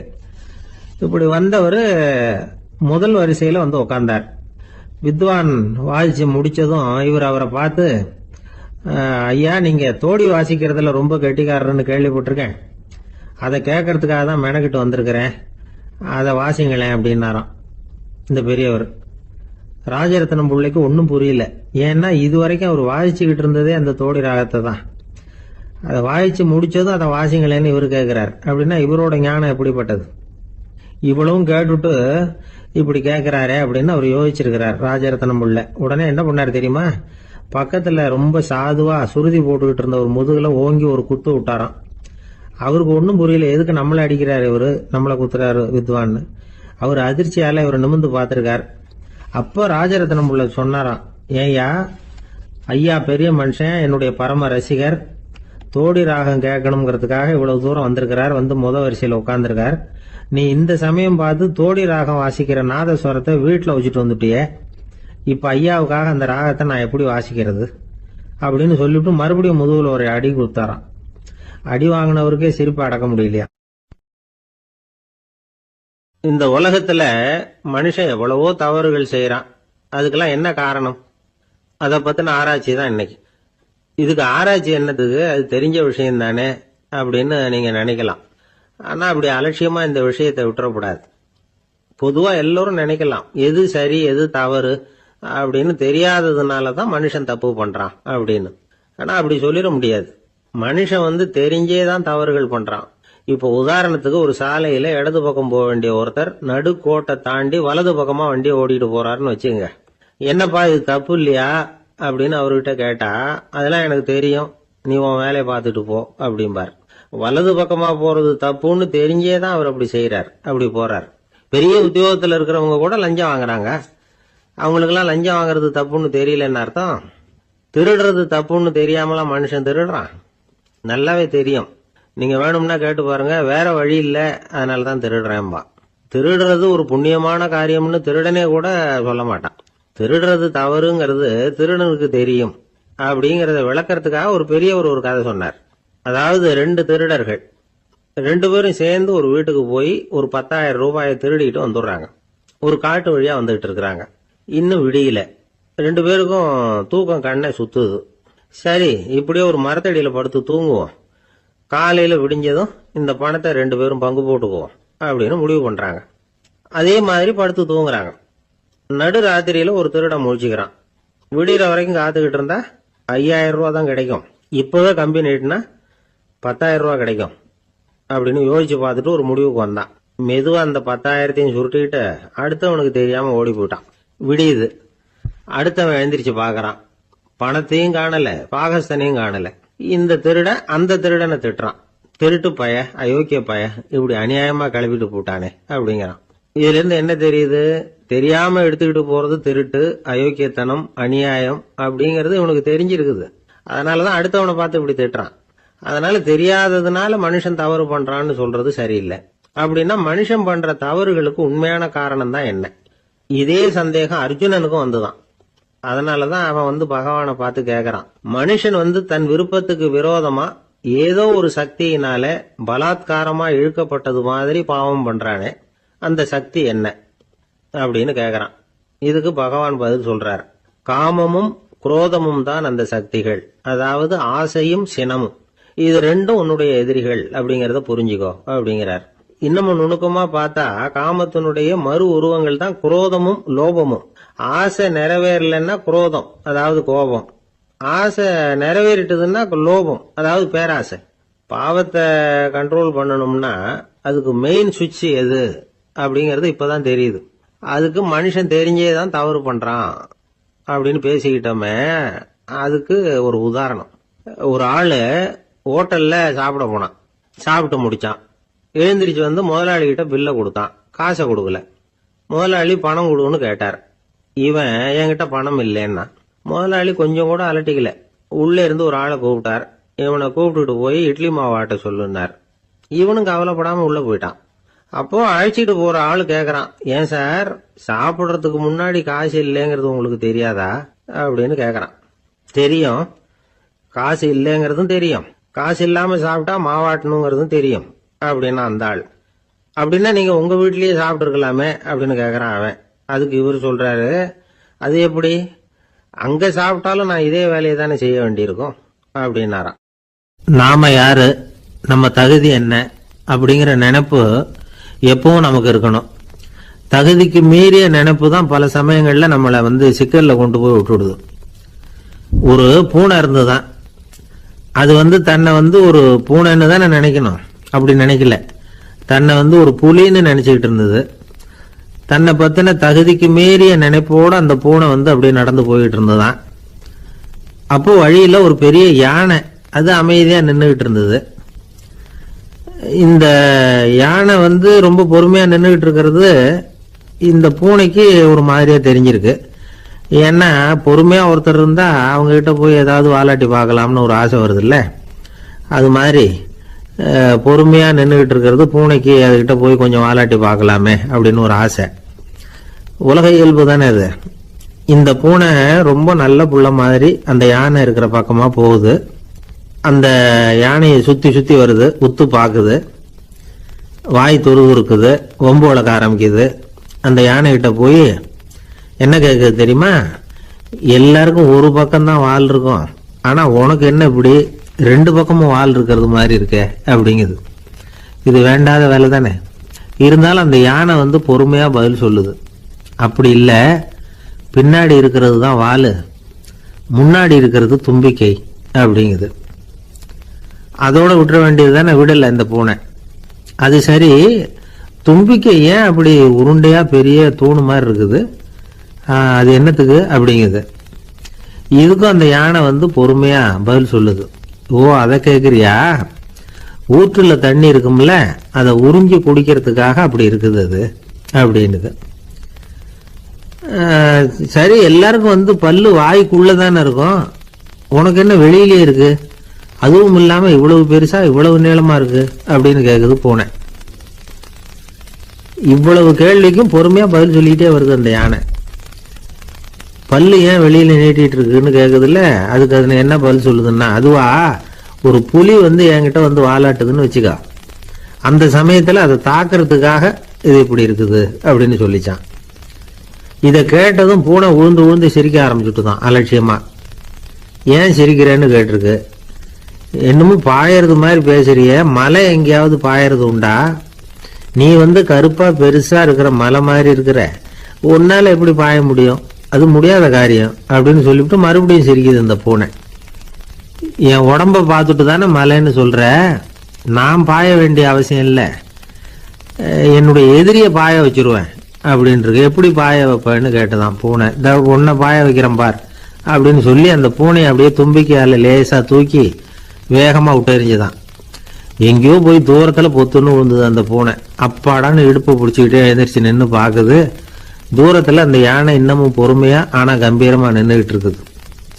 இப்பதான் அந்த பூனைக்கு ஞானோதயம் பிறக்குதான். யானை பாய வேண்டிய அவசியம் இல்லை, அதுக்கு நீளமா தும்பிக்கை இருக்குது அப்படிங்கறத அது புரிஞ்சுக்கிட்டு தான். வலியாரிடம் வாயாடக்கூடாது அப்படிங்கிற பாடத்தை இந்த பூனை கத்துக்கிட்டது. இந்த காட்சி பாவேந்தர் பாரதிதாசன் கைவண்ணத்துல ஒரு கவிதையா உருவெடுத்து வருது. பாவேந்தர் எழுதின கவிதை என்ன தெரியுமா, இரண்டு பக்கமும் வாலா என்றது பூனை, எதிரிலே தும்பிக்கை என்றது யானை, உருண்ட துதிக்க ஏனோ என்றது பூனை, ஊற்று நீரை உறிஞ்ச என்றது யானை, திரண்டு நீண்ட பல் ஏன் என்றது பூனை, சீரும் புலியை தாக்க என்றது யானை, இருண்ட மலை பாயாதென்றது பூனை, எடுத்தெறிந்தது பூனையை போய் யானை. இந்த கவிதையில ஒரு பாடமும் இருக்கு படமும் இருக்கு. அதாவது இதை படிக்கவும் முடியுது பார்க்கவும் முடியுது. வலியார்கிட்ட வாயாடக்கூடாதுங்கிற சின்ன பிள்ளைங்க மட்டும் இல்ல, பெரியவங்களுக்கும் தேவையான கருத்தை இதுல இருந்து நாம புரிஞ்சுக்க முடியுது. ஒருத்தன் அப்படிதான் ஆத்தங்கரையில பொறுமையா உட்காந்துக்கிட்டு இருந்த இன்னொருத்தனை போய் தலையில கூட்டினான். அவன் பார்த்தான், உடனே ₹1 எடுத்து இவன் கையில கொடுத்தான். இவனுக்கு ஒன்றும் புரியல. அவன் சொன்னான், இந்த ஊர்ல இப்படி ஒரு வழக்கம், யாரை கூட்டினாலும் ஒரு கூட்டுக்கு ₹1 விதமா கொடுத்துடுறது பழக்கம் அப்படின்னு பொறுமையா சொல்லியிருக்கிறான். இவனுக்கு ரொம்ப ஆசை உண்டாயிட்டுது. உடனே ஊருக்குள்ள ஓடினான். கொஞ்ச நேரம் கழிச்சு திரும்பி ஓடி வந்தான். அந்த முதல் ஆசாமியை மறுபடியும் பார்த்தான். உங்க பேச்சை கேட்டுட்டு ஊருக்குள்ள போய் ஒரு பெரிய ஆசாமியை பார்த்து அவன் தலையில 10 குட்டு கூட்டினேன். ஆனா அவன் உடனே என்கிட்ட இருந்ததை எடுத்து என் கையிலேயே கொடுத்துட்டான் அப்படின்னா. என்னத்த பணத்தையான்னு கேட்டிருக்கிறான். இல்ல பல்லு அப்படின்னு சொல்லி கையில காட்டினான். எல்லாமே நாற்காலிக்கு ஆசைப்படாதவர்கள் அப்படின்னு சொல்லிட முடியாது. ஏன்னா நிறைய பேர் நாற்காலிக்கு ஆசைப்படுறவங்கள நாம பார்க்குறோம். உட்கார்றதுக்கு ஒரு நாற்காலி கிடைச்சிடாதா, அதோட ஒரு கால் உடஞ்சி முக்காலியா இருந்தாலும் பரவாயில்ல, ஒரு மாதிரியா அனுசரிச்சு உட்காந்துக்கலாம் அப்படின்னு அலையிறவங்க எத்தனை பேர். இந்த காலத்துல மட்டும்தான் அப்படின்னு இல்லை, அந்த காலத்திலும் இதே மாதிரி ஆசைகள் சபலங்கள் இருந்திருக்கும் போல இருக்கு. பரமசிவன் வசிஷ்டருக்கு ஒரு விசேஷமான ஆசனத்தை கொடுத்திருந்தாராம். சரி, அப்படி என்ன அதுல விசேஷம்னா, வசிஷ்டர் ஒரு குறிப்பிட்ட இடத்துக்கு போகணும்னு நினைச்சு புறப்படுறாருன்னு வச்சுக்கோங்க. அவருக்கு முன்னாடியே இந்த ஆசனம் புறப்பட்டுரும். போய் ஒரு வசதியான இடமா பார்த்து இருந்துக்கும். வசிஷ்டர் போவார். அங்க போனதும் எங்க உட்காரலாம்ங்கிற இட பிரச்சனையெல்லாம் அவருக்கு ஏற்படுறதில்லை. அதுதான் இவருடைய இருக்கை அங்க முன்னாடியே போய் காத்துக்கிட்டு இருக்குதே. நேரா போவார், அதில் உட்காந்துக்குவார். மற்ற முனிவர்கள்லாம் இதை பார்த்தாங்க. அவங்களுக்கு பொறாமையா இருந்துதான். எல்லாரும் ஒரு இடத்துல கூடி இதை பத்தி பேசியிருக்கிறாங்க. என்ன இது, நாமளும் அவரை மாதிரி தானே இருக்கிறோம், இருந்தாலும் நமக்கும் அது மாதிரி ஒரு ஆசனம் கிடைக்கலையே அப்படின்னு யோசனை பண்ணியிருக்காங்க. சரி, நேரா பரமசிவன்கிட்டயே போவோம், இதை பத்தி கேட்போம் அப்படின்னு நினைச்சுக்கிட்டு போனாங்களாம். பரமசிவனை பார்த்துருக்குறாங்க. ஐயா, நாங்களும் முனிவர்கள் தானே, வசிஷ்டர் பண்றது மாதிரி நாங்களும் உங்களை குறித்து கடும் தவம் பண்ணிட்டு தானே இருக்கிறோம். அப்படி இருக்கும்போது அவருக்கு மட்டும் ஏன் இந்த விசேஷ சலுகை அப்படின்னு கேட்டிருக்காங்க. அதுக்கு பரமசிவன் சொன்னாராம், முனிவர்களே, உங்க கேள்விக்கு நான் பதில் சொல்றேன், ஆனா அதுக்கு முன்னாடி நீங்க ஒரு காரியம் பண்ணணும்னாராம். என்ன செய்யணும் சொல்லுங்கன்னு இருக்காங்க. நீங்க ஒவ்வொருத்தரும் தனித்தனியா போய் உங்களை விட உயர்ந்த ஒருத்தரை தேடி கண்டுபிடிச்சு அவருக்கு அதிதி பூஜை பண்ணி அவரை ஒரு மண்டலத்துக்குள்ள என்கிட்ட அழைச்சிட்டு வந்துருங்க அப்படின்னாராம். சரின்னு எல்லாரும் புறப்பட்டுருக்காங்க. அவங்க போனதுக்கு அப்புறம் நந்தி தேவனை அழைச்சி வசிஷ்டரை கூப்பிட்டுக்கிட்டு வர சொன்னாராம். அவர் வந்தார், வணங்கினார். வசிஷ்டரே, இன்னையிலேருந்து ஒரு மண்டலத்துக்குள்ள உங்களை விட தாழ்ந்தவர் ஒருத்தரை தேடி கண்டுபிடிச்சி அவருக்கு அதிதி பூஜை பண்ணி அவரை என்கிட்ட கூப்பிட்டுட்டு வாங்கன்னு விட்டார். சரின்னு இவரும் புறப்பட்டு போயிட்டார். கொஞ்ச நாள் ஆச்சு. முனிவர்கள்லாம் திரும்பி வந்தாங்க. பரமசிவன் முன்னாடி வந்து நின்னாங்க. ஐயா, எவ்வளவோ தேடி பார்த்துட்டோம், எங்களை விட உயர்ந்தவர்கள் யாருமே கிடைக்கல அப்படின்னாங்களாம். வசிஷ்டரும் வந்து சேர்ந்தார். ஐயா, எவ்வளவோ தேடி பார்த்தேன், என்னை விட தாழ்ந்தவர் யாருமே கிடைக்கல அப்படின்னாராம். அவரே தொடர்ந்து சொன்னார், என்னுடைய மனைவி எனக்கு அடங்கினவ தானே, அவளுக்காவது அதிதி பூஜை பண்ணி அழைச்சிட்டு வந்துடலாமான்னு யோசிச்சு பார்த்தேன். என்னோட மனசு அதுக்கும் இடம் கொடுக்கல. ஏன்னா அவளோட பதி விரதத்துக்கு முன்னாடி நாம எம்மாத்திரம் அப்படின்னு யோசிச்சு பார்த்தேன். அதனால அந்த எண்ணத்தையும் கைவிட்டுட்டேன் அப்படின்னு ரொம்ப வருத்தத்தோட சொன்னாராம். இதை கேட்ட உடனே மற்ற முனிவர்களுக்கு வெக்கமா போச்சு. இந்த உலகத்துல நம்மளை விட மேலானவங்க யாருமே இல்லைன்னு நாம நினைச்சோம். வசிஷ்டரோ தன்னை விட தாழ்வானவங்க யாருமே இல்லைன்னு நினைக்கிறார். பரமசிவன் ஏன் அந்த ஆசனத்தை அவருக்கு மட்டும் கொடுத்தார் அப்படிங்கிற கேள்விக்கான பதில் அவங்களுக்கு கிடைச்சிட்டு தான். இந்த காலத்துல நாம எப்படி நினைக்கிறோம்னா, எல்லாரும் நம்மளை விட மட்டமானவங்கன்னு நினைக்கிறோம். அதனால நாம மட்டும் நாற்காலியில உட்காந்தா போதும் அப்படின்னு நினைக்கிறோம். ஏமாந்து போனவங்க சந்தர்ப்பம் பார்த்து காலை வாரி விட்டுறாங்க, கீழே விழுந்து காலை உடைச்சிக்கிறோம். அதுதான் இன்னைக்கு நடக்கிறது. ஒரு அம்மா தன்னோட வீட்டுக்காரரை ஒரு மனோதத்துவ டாக்டர்கிட்ட அழைச்சிட்டு போனாங்களாம். என்ன ப்ராப்ளம்னு கேட்டிருக்காரு டாக்டர். எங்க வீட்டுக்காரர் அடிக்கடி நாற்காலியில உட்காந்து காலை உடைச்சிக்கிறார் அப்படின்னாங்களாம். அப்படின்னா அந்த நாற்காலியில தான் ஏதோ கோளாறு அப்படின்னாராம் டாக்டர். அப்படி இருக்க முடியாது டாக்டர் அப்படின்னாங்களாம் அந்த அம்மா. அது எப்படி அவ்வளவு உறுதியா சொல்றீங்கன்னு கேட்டிருக்காரு அந்த டாக்டர். எங்க வீட்டுல நாற்காலியே கிடையாது டாக்டர், இவரு இருக்கிறதா நினைச்சுக்கிட்டு உட்கார்றார், அதுதான் ப்ராப்ளம். அப்பா, மின்சார பல்பு ஃபீஸா போயிட்டுது, வேற ஒண்ணு வாங்கி மாட்டணும் அப்படின்னா பையன். சரி, போய் புதுசா ஒண்ணு வாங்கிட்டு வாடா அப்படின்னு காசு கொடுத்தாரு அப்பா. இவன் ஓடி போய் வாங்கிட்டு வந்தான். அப்பா கிட்ட கொடுத்தான். அவரு மாட்டினார். அதுக்கப்புறம் அவரை பார்த்து ஒரு கேள்வி கேட்டான். ஏன்பா, இந்த பல்பு ஏன் உடைய மாட்டேங்குது அப்படின்னா. இது என்னடா கேள்வி, நாம கீழே போடல அதனால உடையலன்னார். அப்பாவோட புத்திசாலித்தனம் அவ்வளவுதான். ஆனா பையன் கேட்டது அந்த அர்த்தத்துல இல்ல. ஒரு மின்சார பல்பு குமிழின் கண்ணாடி இருக்குல்ல, அதோட கனம் எவ்வளவு இருக்கும்? ஒரு 1/2 மில்லிமீட்டர் அவ்வளவுதான் இருக்கும் அந்த கனம். அவ்வளவு மெலிசா இருக்கிற ஒரு கண்ணாடி குமிழ இந்த ஹோல்டர்ல மாற்றம் நம்ம விரலால அழுத்தி புடிச்சு திருக வேண்டியிருக்கு அந்த சமயத்துல. அப்படி செய்யறப்ப அது உடையறது இல்ல. நம்ம விரலோட அழுத்தத்தை தாங்கி நிற்கிற அளவுக்கு அதுக்கு பலம் எங்க இருந்து வந்தது? இதுதான் பையன் கேட்ட கேள்வியோட அர்த்தம். இந்த காலத்து பிள்ளைங்களுக்கு விஞ்ஞான அறிவு அதிகம், அதனால இப்படி எல்லாம் கேள்வி கேட்பாங்க. அப்பாவுக்கு தெரியுதா இல்லையான்னு சோதிக்கிறதுக்காக கூட இப்படி கேட்பாங்க. இந்த மாதிரி சோதனைக்கெல்லாம் இந்த காலத்து அப்பாக்கள் தயாரா இருக்கணும். இல்லைன்னா பையன் அலட்சியமா நினைச்சிருவான். மின்சார பல்பு கண்ணாடி மெலிசா இருந்தாலும் நாம அழுத்தி பிடிக்கிறப்போ அது உடையாம இருக்கிறதுக்கு காரணம் நாம இயற்கையோட ஒரு தத்துவத்தை அதுல பயன்படுத்தி இருக்கிறோம். அது என்ன இயற்கையின் தத்துவம்? அதுதான் முட்டை ஓட்டு தத்துவம். இது இயற்கை உருவாக்குன ஒரு தத்துவம். ஆதி காலத்திலேயே இயற்கை இந்த தத்துவத்தை உருவாக்கி விட்டது. அதாவது பறவைகளோட முட்டை ஓடு எப்படி இருக்கு, அதோட கனம் எவ்வளவு இருக்கும்? மின்சார பல்பு மாதிரி தானே, ரொம்ப மெலிசா தான் இருக்கு. பறவைகள் இனவிருத்திக்காக முட்டை போடணும். அந்த முட்டை எப்படி இருக்கணும்? இயற்கை கொஞ்சம் யோசிச்சு பார்த்தது. முட்டை ஓடு ரொம்ப கனமா தடிமனா இருந்தா உள்ள வளர்ற குஞ்சு அதை உடைச்சிட்டு வெளியில வர முடியாம போயிடும். அதே நேரத்துல அது ரொம்ப மெலிசா இருந்தா தாய் பறவைகள் அது மேல உட்காந்து அடகாக்குறப்போ உடல் எடை தாங்க முடியாம முட்டைகள் உடைஞ்சு போயிடும். என்ன பண்றது? முட்டை பலமாவும் இருக்கணும், பலம் இல்லாமலும் இருக்கணும். குஞ்சு அதை உடைச்சுக்கிட்டு வெளியில வரணும். தாயால அது உடையக்கூடாது. ஒரே நேரத்துல உறுதியாவும் உறுதி இல்லாமலும் முட்டை ஓடு அமையணும்னா அது எப்படி சாத்தியம்? இது கொஞ்சம் குழப்பமாவும் நமக்கு புரியாத மாதிரி இருக்குது இல்ல. அதனாலதான் இதை தத்துவம் அப்படின்னு சொல்றோம். முட்டை ஓட்டு தத்துவம் இயற்கை கண்டுபிடிச்ச ஒரு அபூர்வமான அமைப்பு. அதுதான் முட்டை வடிவம். இது தாய் பறவை சுலபமா முட்டை போடுறதுக்கு ஏற்ற ஒரு வடிவம். முட்டை சதுர வடிவமா இருந்தா அதை போடுறதுக்கு எவ்வளவு கஷ்டம். அப்புறம் அது மேல செலுத்தப்படுகிற அழுத்தம் 4 பக்கமும் பரவி விடுது. அதனால அந்த அழுத்தத்துக்கு பலம் குறைஞ்சிருது. குறிப்பிட்ட சிறு பரப்புல அளவுக்கு அதிகமா விசை செலுத்தப்படுறது இல்ல. அதனால முட்டையோட வடிவம் தான் அந்த உறுதிக்கு காரணம். இது எப்பேற்பட்ட தத்துவம்? இதுதான் மின்சார பல்பு செய்யறப்போ நாம காப்பி அடிச்சிருக்கிறோம். பொதுவா வகுப்புல காப்பி அடிச்சாதான் முட்டை போடுறது வழக்கம். நாம முட்டையே காப்பி அடிச்சிருக்கிறோமே, இது எப்பேற்பட்ட காப்பி? ஒரு ஆசிரியர் வகுப்புல பசங்களை பார்த்து ஒரு கேள்வி கேட்டாராம். கோழி முட்டை இடுமா, முட்டை போடுமா அப்படின்னு கேட்டாராம். ஒரு பையன் எந்திரிச்சு பதில் சொல்லியிருக்கிறான். கோழி முட்டை இடும், முட்டை போடாது அப்படின்னு சொல்லியிருக்கான். இவன் ஏன் போடாதுன்னு கேட்டாராம் ஆசிரியர். போட்டா உடைஞ்சிரும் சார் அப்படின்னு பையன். ஒரு பெரிய நினைவு மண்டபம். அதுக்கு முன்னாடி ஒரு அப்பாவும் பிள்ளையும் நின்றுகிட்டு இருக்கிறாங்க. அந்த வழியா போறவங்க வர்றவங்க எல்லாம் அந்த இடத்துல நின்று அது என்ன மண்டபம் அப்படின்னு விசாரிக்க ஆரம்பிச்சாங்க. அந்த அப்பாவும் பிள்ளையும் தான் வர்றவங்களுக்கெல்லாம் விவரம் சொல்லிட்டு இருக்கிறாங்க. அதாவது இந்த இடத்துல ஒரு பெரிய மகான் சமாதி ஆயிருக்கார். அவர் சமாதியான இடத்துல இந்த நினைவு மண்டபத்தை கட்டியிருக்கிறோம் அப்படின்னாங்க.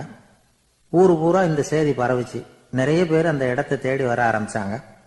இங்க கொஞ்ச நேரம் உட்காந்துட்டு போனா மனசுக்கு ஒரு நிம்மதி கிடைக்குது அப்படின்னாங்க. அங்க இருந்த உண்டியல்ல நிறைய காசு போட்டுட்டு போறாங்க. பணம் கிடுகிடுன்னு நிறைய சேர ஆரம்பிச்சுட்டுது. பணம் நிறைய சேர்ந்த உடனே அந்த அப்பாவுக்கும் பிள்ளைக்கும் தகராறு வந்துட்டுது. பணம் சேர்ந்தாலே சொத்து தகராறு வரத்தானே செய்யும். அது மாதிரி வந்துட்டுது. பையன் அடிக்கடி நிறைய பணம் கேட்க ஆரம்பிச்சான். அப்பா பார்த்தார், யோசனை பண்ணார், ஒரு முடிவுக்கு வந்தார். ஒரு நாள் பையனை கூப்பிட்டார். இதை பாருப்பா, நமக்குள்ள தகராறு வேணாம். அப்பாவும் பிள்ளையும் இப்படி சண்டை போட்டுக்கிட்டா பாக்குறவங்க தப்பா நினைப்பாங்க. அதனால நமக்குள்ள சமரசமா இதை தீர்த்துக்குவோம், என்ன சொல்ற அப்படின்னார் அப்பா. சரி நான் பையன். உடனே அந்த அப்பா என்ன பண்ணார் தெரியுமா? மகன் கிட்ட கொஞ்சம் பணத்தை கொடுத்தார். தன்கிட்ட இருந்த ஒரு கழுதையையும் கொடுத்தார். இதை வச்சு நீ பொழைச்சிக்கோ அப்படின்னு சொல்லி அனுப்பி வச்சுட்டார். மகன் அந்த கழுதையை இழுத்துக்கிட்டு அடுத்த ஊருக்கு போனான்.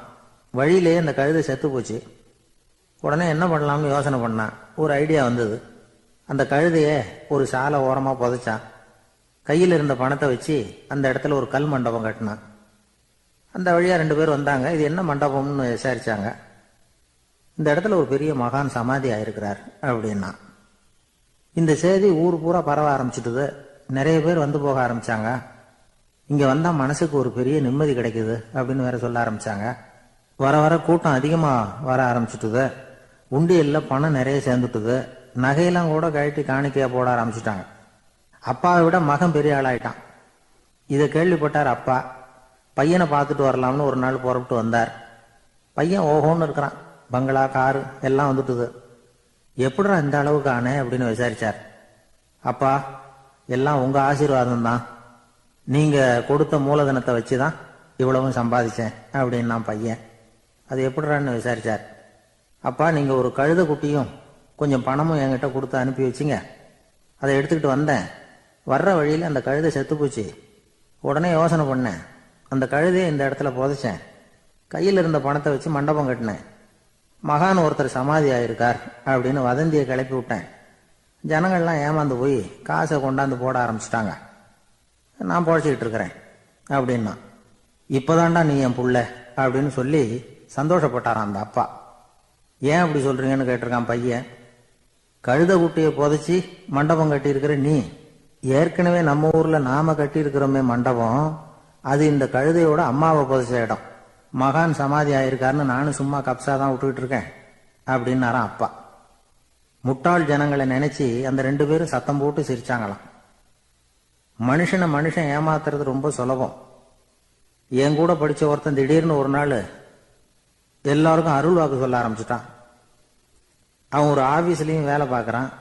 ஆபீஸ்ல உள்ளவங்கெல்லாம் அவங்ககிட்ட வந்து அருள் வாக்கு கேட்கறது வழக்கம்.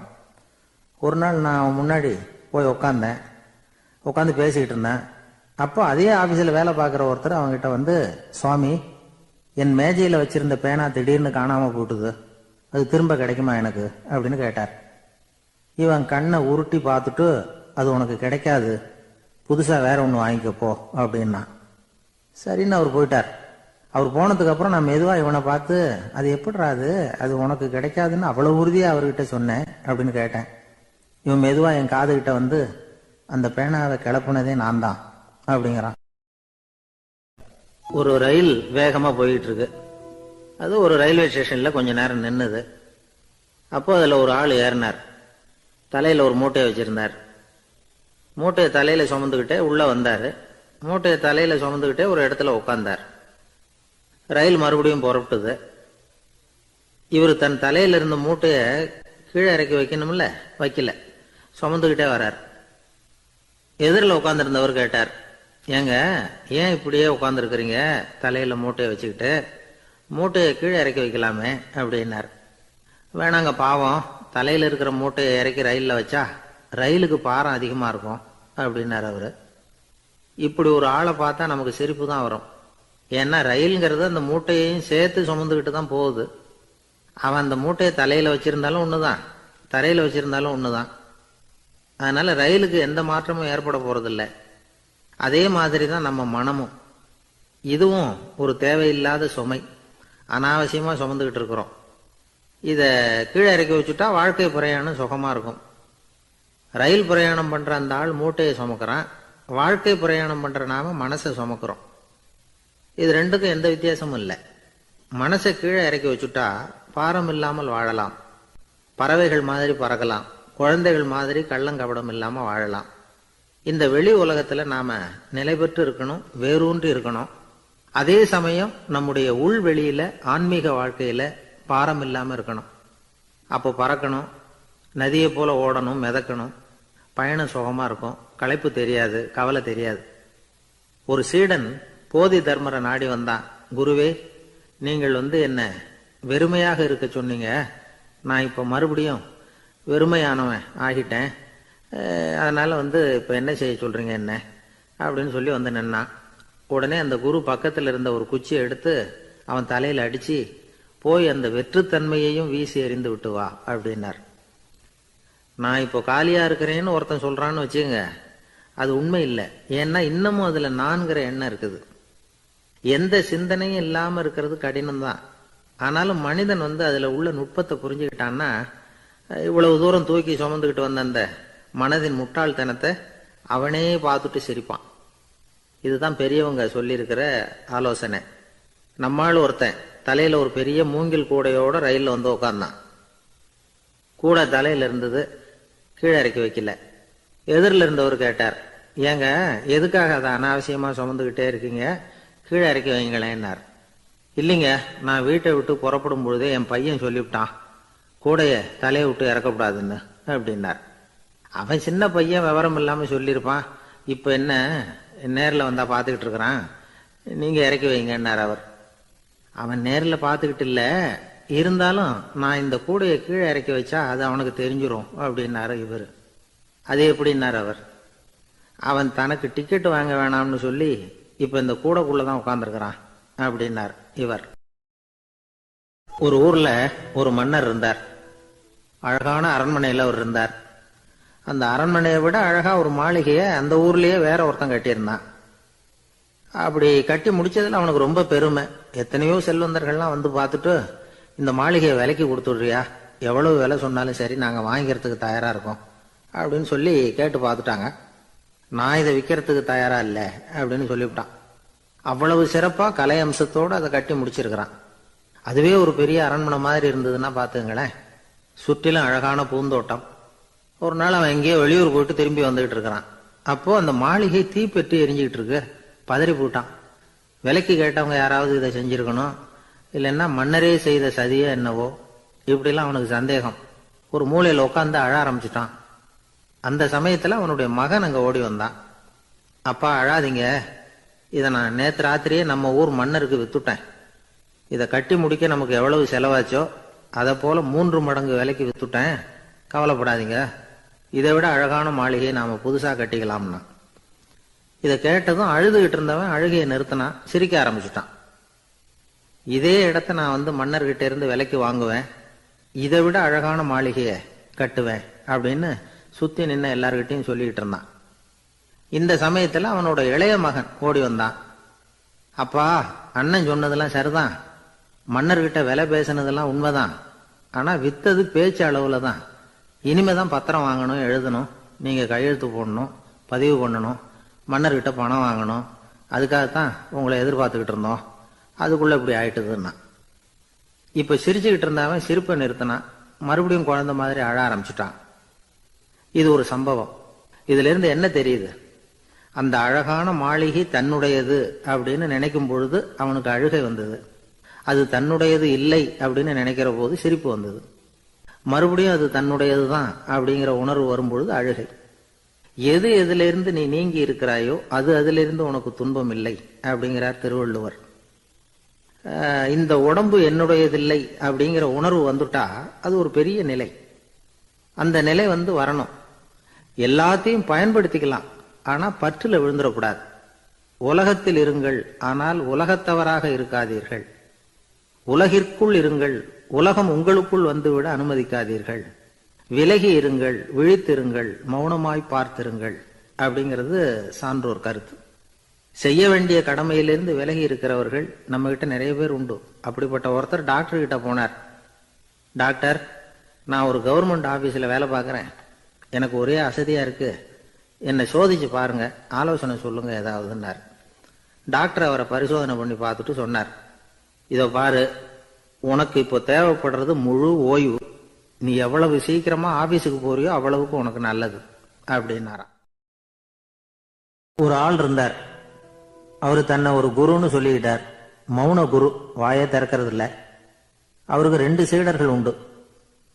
இவங்க தான் வர்றவங்க கிட்ட பேசுவாங்க, விளக்கம் கொடுப்பாங்க. ஒரு நாள் இந்த சீடர்கள் 2 பேரும் எங்கேயோ வெளியில போயிட்டாங்க. அந்த நேரம் பார்த்து ஒருத்தர் அங்க வந்தார். குரு கிட்ட போனார். குருவே, புத்தர்னா என்ன அப்படின்னு கேட்டார். குருவுக்கு ஒன்றும் புரியல. அவர் உண்மையான குருவா இருந்தாவில புரியும். திருன்னு முழிக்க ஆரம்பிச்சார். இந்த நேரம் பார்த்து இந்த சீடர்களும் எங்கேயோ போயிட்டாங்களே, என்ன பண்றது, உதவிக்கு யாராவது கிடைக்க மாட்டாங்களா அப்படின்னு அப்படி சுற்றுமுற்றும் பார்த்தார். வந்தவர் இதை கவனிச்சார். ஏதோ புரிஞ்சுக்கிட்டவர் மாதிரி அடுத்த கேள்வியை கேட்டார். தர்மம்னா என்ன சுவாமி அப்படின்னார். குருவுக்கு ரொம்ப சங்கடமா போச்சு. நம்ம நிலைமை இப்படி ஆயிட்டுதே, இக்கட்டில் விட்டுட்டு போயிட்டாங்களே எங்கேயோ, இப்படி மாட்டிக்கிட்டோமே அப்படின்னு சொல்லி விட்டத்தை பார்த்தாராம். அப்புறம் குனிஞ்சு தரைய பார்த்தார். அப்படியே உட்காந்துட்டார். வந்தவர் உடனே அடுத்த கேள்விக்கு போயிட்டாராம். தியானம்னா என்ன சுவாமின்னாராம். பாவம் என்ன பண்ணுவார் அந்த குரு, பேசாம கண்ணை கெட்டியா மூடிக்கிட்டார். இது ஏதடா வம்பா போச்சுன்னு. இவர் இப்படி பண்ணா கூட வந்தவர் சளைக்கல. இன்னொரு கேள்வியும் கேட்டார். ஆசீர்வாதம்னா என்னன்னாராம். இவர் பார்த்தார், இப்படியே போனா இவர் கேள்வி கேட்கறத நிறுத்த மாட்டார்னு நினைச்சுக்கிட்டு எனக்கு ஒண்ணுமே தெரியாதுங்கிற பாவனையில 2 கையையும் விரிச்சு காட்டினாராம். வந்தவர் முகத்துல மகிழ்ச்சி, மன நிறைவு, ஏதோ எல்லாம் புரிஞ்சுக்கிட்ட ஒரு மாதிரி அங்கிருந்து புறப்பட்டு போனார். வழியில அந்த குருவோட சீடர்கள் 2 பேரையும் சந்திச்சார். உங்க குருவை நாங்க பார்த்துட்டு வரோம் அப்படின்னாராம். இவரு என்ன நடந்ததுன்னு கேட்டிருக்காங்க அவங்க. இவர் விவரமா சொன்னாராம். உங்க குரு தெரியுமா, எப்பேற்பட்ட ஞானி தெரியுமா? புத்தர்னா என்னன்னு கேட்டேன். அதுக்கு அவர் அப்படியும் இப்படியும் பார்த்தார். அதுக்கு என்ன அர்த்தம் தெரியுமா? மக்கள் புத்தரை அங்கேயும் இங்கேயும் தேடுறாங்க, உண்மையில் அவர் அங்கேயும் இங்கேயும் தேடி கண்டுபிடிக்க முடியாது அப்படிங்கிறத அவர் செய்கை மூலமாக உணர்த்தினார். அதுக்கப்புறம் தர்மம்னா என்னன்னு கேட்டேன். ஒரு மேலையும் கீழையும் பார்த்து தர்மம் சமமானது, அதில் உயர்வு தாழ்வு இல்லை அப்படிங்கிறத உணர்த்தினார். அதுக்கப்புறம் தியானம்னா என்னன்னு கேட்டேன். கண்ணை மூடிக்கிட்டார். கண்ணை மூடி காணும் அற்புதம் அதுங்கிறத புரிஞ்சுக்கிட்டேன். கடைசியா ஆசீர்வதிக்கப்படுறது பற்றி கேட்டேன். கைகளை நீட்டி உதவுறது தான் அது அப்படிங்கிறத 2 கையையும் விரித்து உணர்த்தினார். எவ்வளவு பெரிய மகான் அவர் அப்படின்னு சொல்லிவிட்டு அவர் பாட்டுக்கு போயிட்டார். சீடர்கள் அதுக்கப்புறம் மெதுவாக குரு கிட்ட வந்து சேர்ந்தாங்களாம். அவங்கள பார்த்ததும் குருவுக்கு கோபம் வந்துட்டுது. அடே பாவிகளா, எங்கடா போய் தொலைஞ்சிங்க? நான் ஒரு ஆளுகிட்ட மாட்டிக்கிட்டு என்ன பாடுபட்டிருக்கேன் தெரியுமா அப்படின்னாராம். இது மாதிரி தான் சாதாரண மனிதர்களின் புற வேடங்களில் மயங்கி போயிடுறோம். அவங்க பேச்சு, செய்கை, பார்வை இதுல எல்லாம் ஏதோ பெரிய தத்துவம் இருக்கிறதாக நினைச்சுக்கிறோம். உண்மையிலேயே அந்த தத்துவங்கள் யாருக்கு சொந்தம்? அவங்களுக்கு இல்லை, நமக்கு தான் சொந்தம். நாம தானே அதை கற்பிச்சுக்கிட்டோம். நம்மை நாம அடையாளம் கண்டுக்கிறது இல்லை, நாம யாருங்கிறது நமக்கு புரியறது இல்லை. அதுதான் இன்னைக்கு நடக்கிறது. அதனால தான் அடுத்தவங்களை தேடி ஓடிட்டு இருக்கிறோம். சில வீடுகளில் கூட இது மாதிரி சைகைகள் உண்டு. சில குடும்ப தலைவர்கள் தினமும் காலையில் கண்ணை கெட்டியா மூடிக்கிட்டு கை 2ஐயும் சுத்தமாக விரிச்சு வச்சுட்டு உட்காந்து தியானம் பண்ணுறது வழக்கம். எதுக்காக அப்படி பண்ணுறீங்கன்னு ஒருத்தரை பார்த்து கேட்டேன்.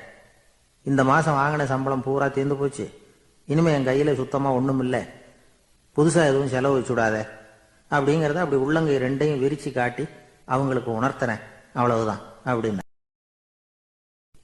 ஒரு நாள் ஒரு நண்பரை சந்தித்தேன். உங்கள் வீடு எதுன்னு உங்களுக்கு தெரியுமா சார்ன்னு. அவர் என்ன ஒரு மாதிரியாக பார்த்தார். அப்புறம் சொன்னார், தெரியும் அப்படின்னாரு. சரி, உங்கள் தொலைபேசி எண் உங்களுக்கு தெரியுமான்னு. அதுவும் தெரியும்னார். உங்கள் மனைவி மக்கள் யார் யாருன்னு உங்களுக்கு தெரியுமான்னு கேட்டேன். என்ன ஒரு மாதிரியாக பார்த்தார். அப்புறம் சொன்னார், அதுவும் தெரியும் சார் அப்படின்னார். சரி, நீங்கள் யாருன்னு உங்களுக்கு தெரியுமான்னு கேட்டேன். இப்போதான் அவர் முழிக்க ஆரம்பிச்சார். அவர் மட்டும் அப்படி இல்லை, நாம எல்லாருமே அப்படிதான். எதிரில் நிற்கிறது யாருங்கிறது தெரியும், நாம யாருன்னு நமக்கு தெரியாது. உண்மையிலேயே நாம யார்? இந்த கேள்விக்கான பதில தான் வாழ்க்கை பூரா நாம தேடிட்டு இருக்கிறோம். புத்தர் என்ன சொல்றாரு தெரியுமா? நீங்க கடவுளை பத்தி கவலைப்பட தேவையில்லை, உங்களை பத்தின கவலை உங்களுக்கு இருந்தா போதும் அப்படிங்கிறார். நான் யார், எனக்கு ஏன் இந்த கவலை அப்படின்னு உங்களை நீங்களே கேட்டுக்குங்க அப்படிங்கிறார்.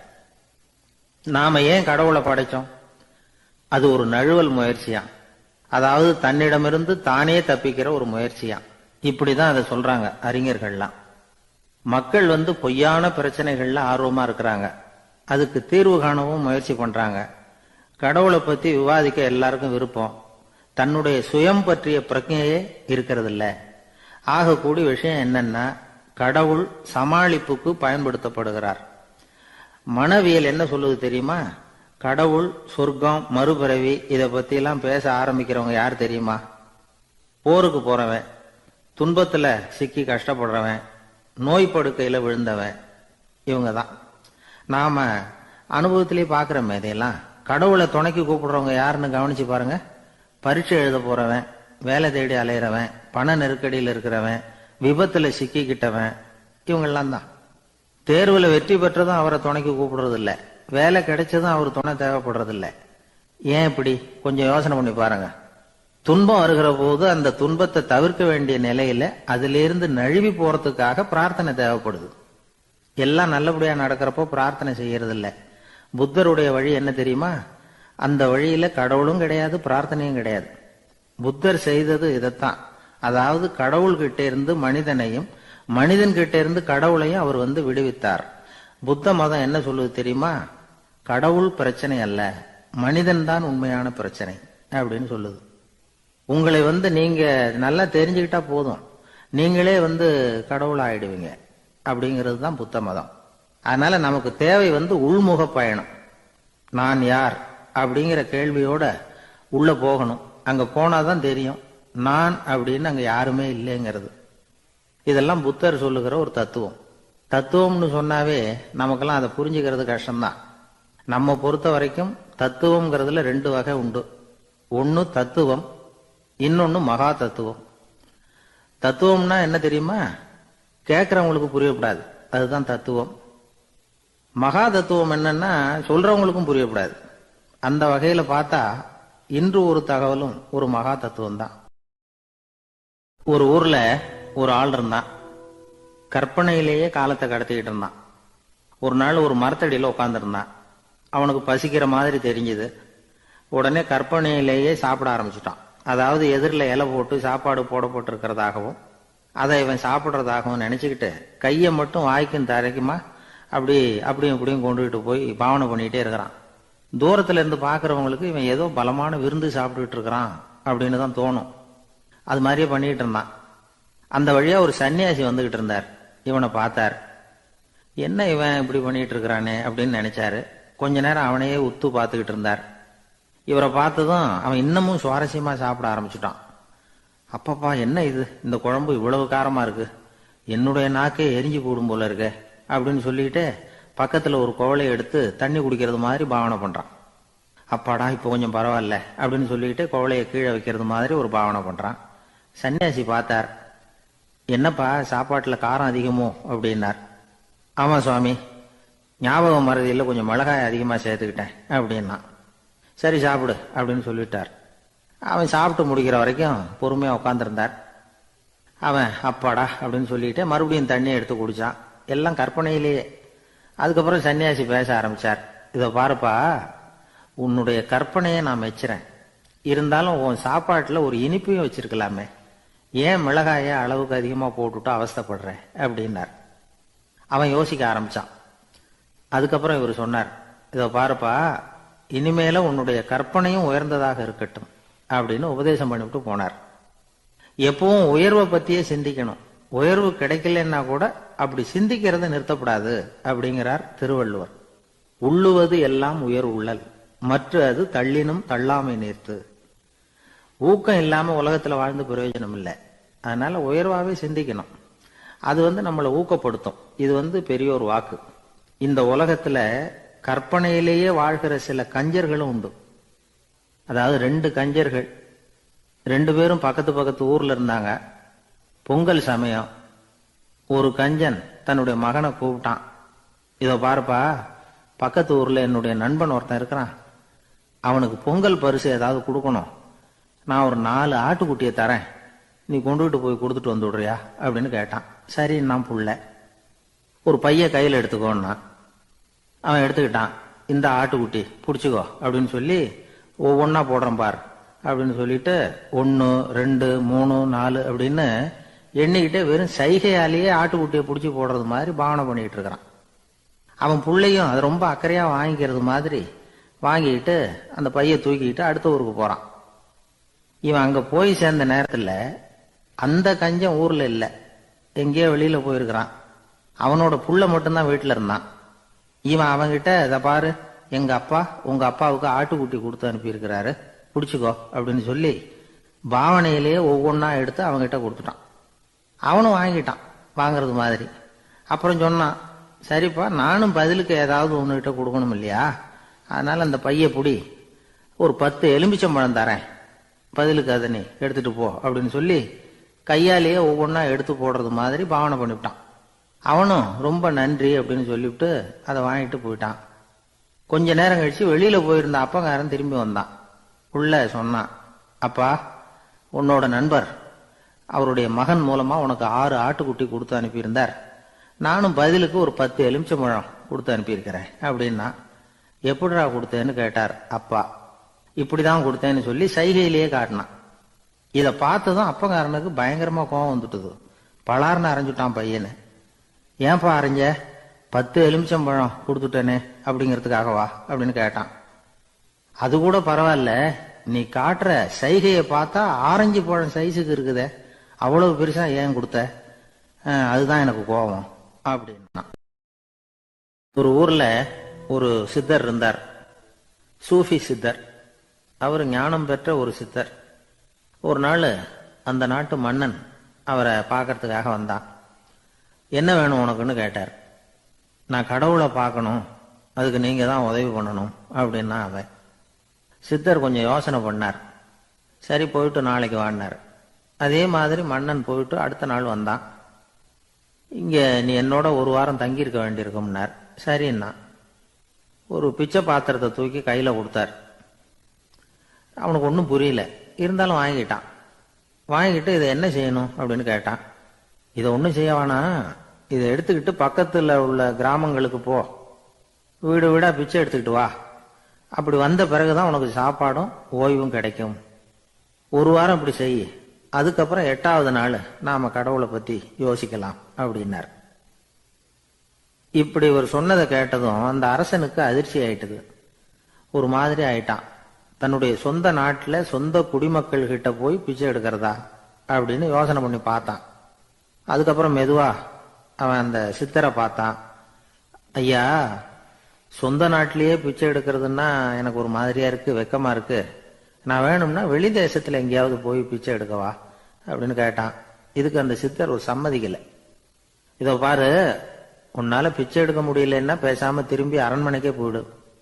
அதுக்கப்புறம் கடவுளை பத்தி எல்லாம் பேசுறதுக்கு என்னை தேடிட்டு வரக்கூடாது அப்படின்னு விட்டார்.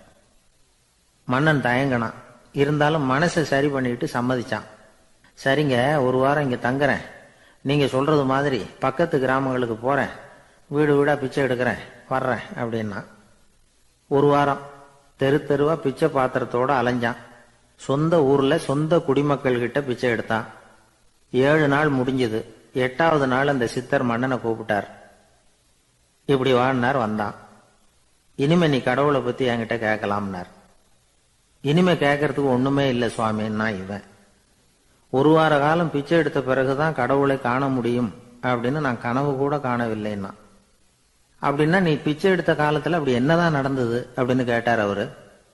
சுவாமி, ஒரு வார காலம் பிச்சை எடுத்ததுல என்னுடைய ஆணவம் அழிஞ்சுட்டுது.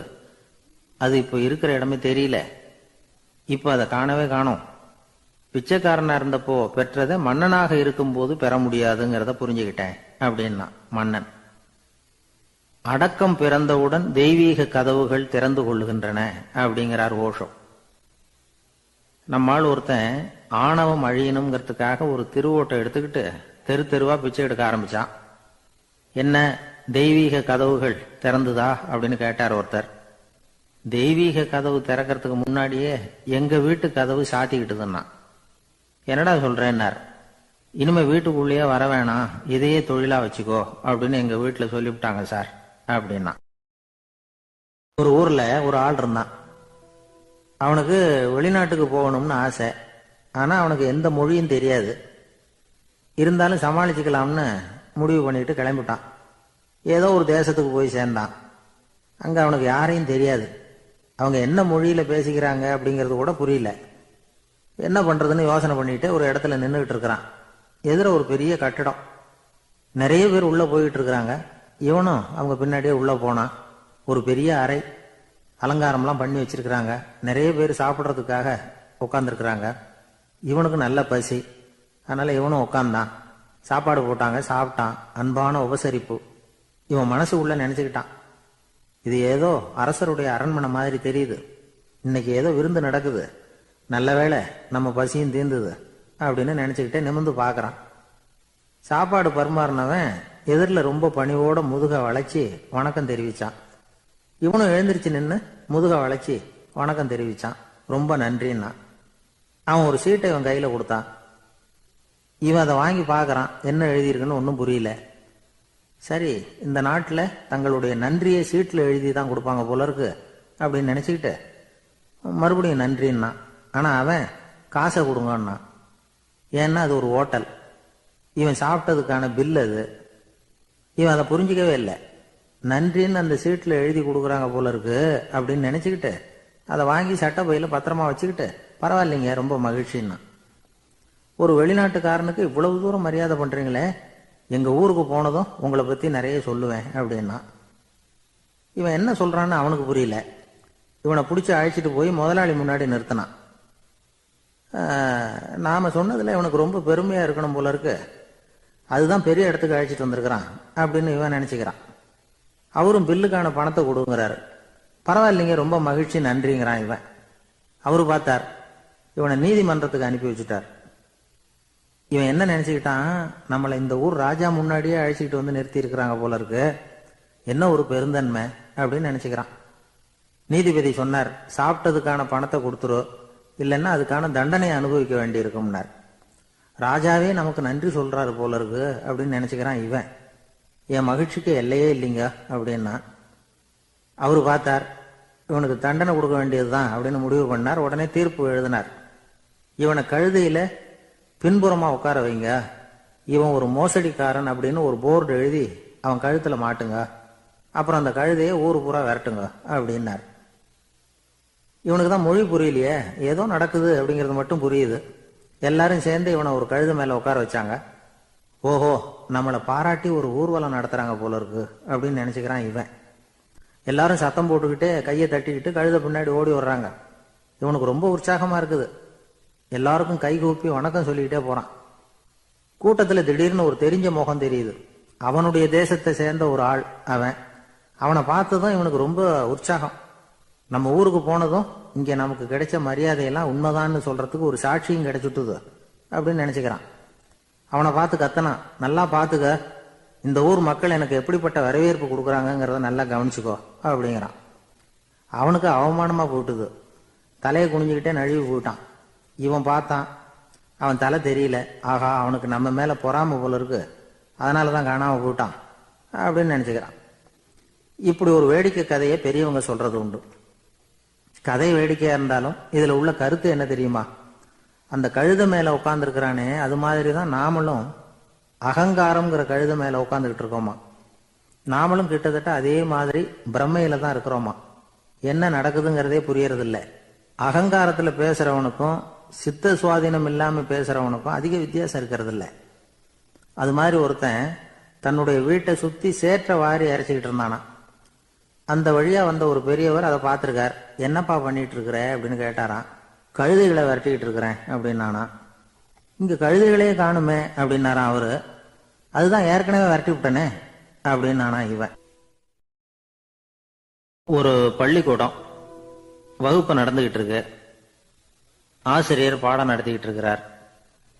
நடத்தி முடிச்ச உடனே கேட்டார், மாணவர்களே, இதுவரைக்கும் நான் நடத்தின பாடத்துல உங்களுக்கு ஏதாவது சந்தேகம் இருக்கா அப்படின்னு கேட்டார். அப்புறம் ஒவ்வொருத்தரா கேட்டார். ஒரு மாணவன் எழுந்திருச்சான். சார், எனக்கு சந்தேகம் எதுவுமே இல்லைன்னா. ஏன்னு கேட்டார். ஏன்னா எனக்கு நீங்க நடத்தின பாடம் தெளிவா புரிஞ்சுட்டுது, அதனால சந்தேகம் வரலன்னா. இன்னொரு மாணவன் எழுந்திருச்சான். சார், எனக்கும் சந்தேகம் எதுவும் இல்லைன்னா. ஏண்டான்னு கேட்டார். ஏன்னா எனக்கு நீங்க நடத்தின பாடம் எதுவுமே புரியல, அதனால சந்தேகம் வரல அப்படின்னா. இந்த இடத்துல நாம கொஞ்சம் சிந்திச்சு பார்க்கணும். இந்த உலகத்துல எல்லாம் புரிஞ்ச ஒருத்தனுக்கும் சந்தேகம் வராது, எதுவுமே புரியாத ஒருத்தனுக்கும் சந்தேகம் வராது. அறகுறையா புரிஞ்சுக்கிட்டவன் இருக்கான் பாருங்க, அவனுக்கு தான் அடிக்கடி சந்தேகம் வரும். ஆக மாணவர்களை இந்த 3 வகையா பிரிக்கலாம். அதே மாதிரி தான் மனிதர்களையும் 3 வகையா பிரிக்கிறாங்க ஆன்மீகவாதிகள். ஒரு ஆன்மீக பெரியவர் என்ன சொல்றார் தெரியுமா? இந்த உலகத்துல 3 வகையான மனிதர்கள் இருக்கிறாங்களாம். முதல் வகை எப்படி தெரியுமா? இவங்களுக்கு எதையும் தெரிஞ்சுக்கணுங்கிற அவசியமே கிடையாது. ஏன்னா அவங்களுக்கு எல்லாமும் தெரியும். இவங்க ஞானத்தின் முழு வடிவா இருக்கிற காரணத்தினால அவங்களுக்கு எந்த சந்தேகமும் இல்லை, எந்த கேள்விகளும் கிடையாது. இந்த நிலையில இருக்கிறவன் கிருஷ்ணன். எல்லாத்துக்கும் விட தெரிஞ்சுக்கிட்ட நிலையில அவன் விடையாக மாறிவிட்டான் அப்படின்னு சொல்லுவாங்க. 2வது நிலையில இருக்கிறவன் அர்ஜுனன். இவனுக்கு எப்ப பார்த்தாலும் கேள்விதான், சந்தேகம்தான். பதில் சொல்ல சொல்ல அவனுக்கு இருக்கிற சந்தேகமும் அதிகமாகிட்டே இருக்கும், குறையவே குறையாது. அர்ஜுனன் மாதிரி உள்ளவங்க எப்பவும் கேள்வி கேட்டுக்கிட்டே இருப்பாங்க. ஒரு கேள்விக்கு விட கிடைச்சுட்டுன்னு வைங்க, உடனே இன்னொரு கேள்வி அவங்க கிட்ட இருந்து வரும். கிருஷ்ணனுடைய நிலை எப்படின்னா அது கேள்விகளே அற்ற ஒரு நிலை. அர்ஜுனனுடைய நிலை எப்படின்னா அது கேள்விகளை தவிர வேறு எதுவும் அற்ற ஒரு நிலை. இவங்களை தவிர இன்னொரு ஆள் இருக்கிறான், அவனுக்கும் கேள்விகள் அற்ற ஒரு நிலை தான். அவன் யாருன்னா துரியோதனன். இவனுக்கு தெரிஞ்சுக்கணுங்கிற எண்ணமே சுத்தமா கிடையாது. ஆவலே இல்லைங்கிறதுனால அதை புரிஞ்சுக்கணுங்கிற அவசியமும் இல்லை. அதனால அவனுக்கு கேள்விகள் அற்ற ஒரு நிலையில அவன் இருந்துகிட்டு இருக்கிறான். எல்லா பதிலும் தெரிந்து கொண்ட நிலையில கிருஷ்ணனும் கேள்விகள் அற்ற நிலையில இருக்கிறான். தெரிஞ்சுக்கணுங்கிற ஆவலே இல்லாத துரியோதனனும் கேள்விகள் அற்ற நிலையிலேயே இருக்கிறான். இப்படியும் இல்லாம அப்படியும் இல்லாம 2ம் கெட்டான் நிலையில இருக்கிறானே, அவன் தான் அர்ஜுனன். அதனால பெரியவங்கள்லாம் என்ன சொல்றாங்கன்னா, இந்த உலகத்துல அர்ஜுனன்களா இருக்கிறவங்க ஒண்ணு துரியோதனனா மாறிடணும், இல்லைன்னா கிருஷ்ணனா மாறிடணும். இதை தவிர வேற வாய்ப்பு இல்லை. துரியோதனன் மாதிரி உள்ளது விலங்கு நிலை, கிருஷ்ணன் மாதிரி உள்ளது தெய்வ நிலை. அர்ஜுனன் விலங்காவும் ஆக முடியல, தெய்வமாவும் ஆக முடியல. இப்படி ரெண்டும் கெட்டானா இருக்கிற வரைக்கும் இந்த கேள்விகளும் பிரச்சனைகளும் இருந்துகிட்டே தான் இருக்கும். இதுதான் பெரியவர்கள் சொல்லுகிற அனுபவ உண்மை. ஒரு ஆசிரியர் ரொம்பவும் விரிவா விளக்கமா பாடம் நடத்தின பிறகு மாணவர்களே ஏதாவது சந்தேகம் இருந்தா கேளுங்கன்னாராம். ஒரு மாணவன் எழுந்திருச்சான். சார், எனக்கு ஒரு சந்தேகம்னா. என்னன்னு கேட்டார்.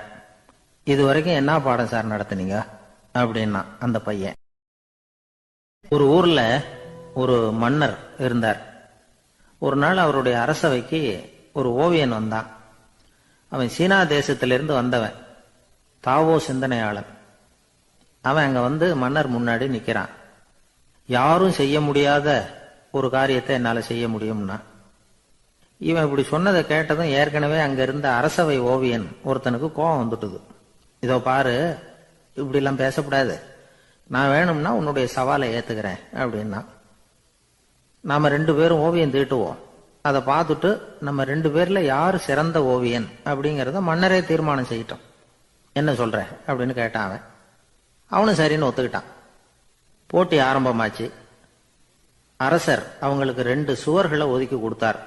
6 மாச காலம் அவகாசம் கொடுத்தார். 2 ஓவியர்களும் அவங்கவங்க வேலையை ஆரம்பிச்சாங்க. இரவு பகலா வேலை செய்ய ஆரம்பிச்சுட்டாங்க. 6 மாசம் முடிஞ்சது. அரசர் பார்த்தார். முதல்ல தன்னுடைய அரசவை ஓவியர் தீட்டி இருந்த ஓவியத்தை பார்த்தார். ரொம்ப பிரமாதமா இருந்தது, பாராட்டினார். இதோ பாரு, உன்னுடைய ஓவியம் அற்புதமா இருக்கு, உயிரோட்டம் உள்ளதா இருக்குது, கலையின் உச்சமே இதுதான், இதை விட சிறந்த ஒரு ஓவியத்தை வேற யாராலையும் படைக்க முடியாது அப்படின்னார். அதுக்கப்புறம் அந்த சீன ஓவியன் கிட்ட போனார். எங்க உன்னுடைய ஓவியம்னு கேட்டார்.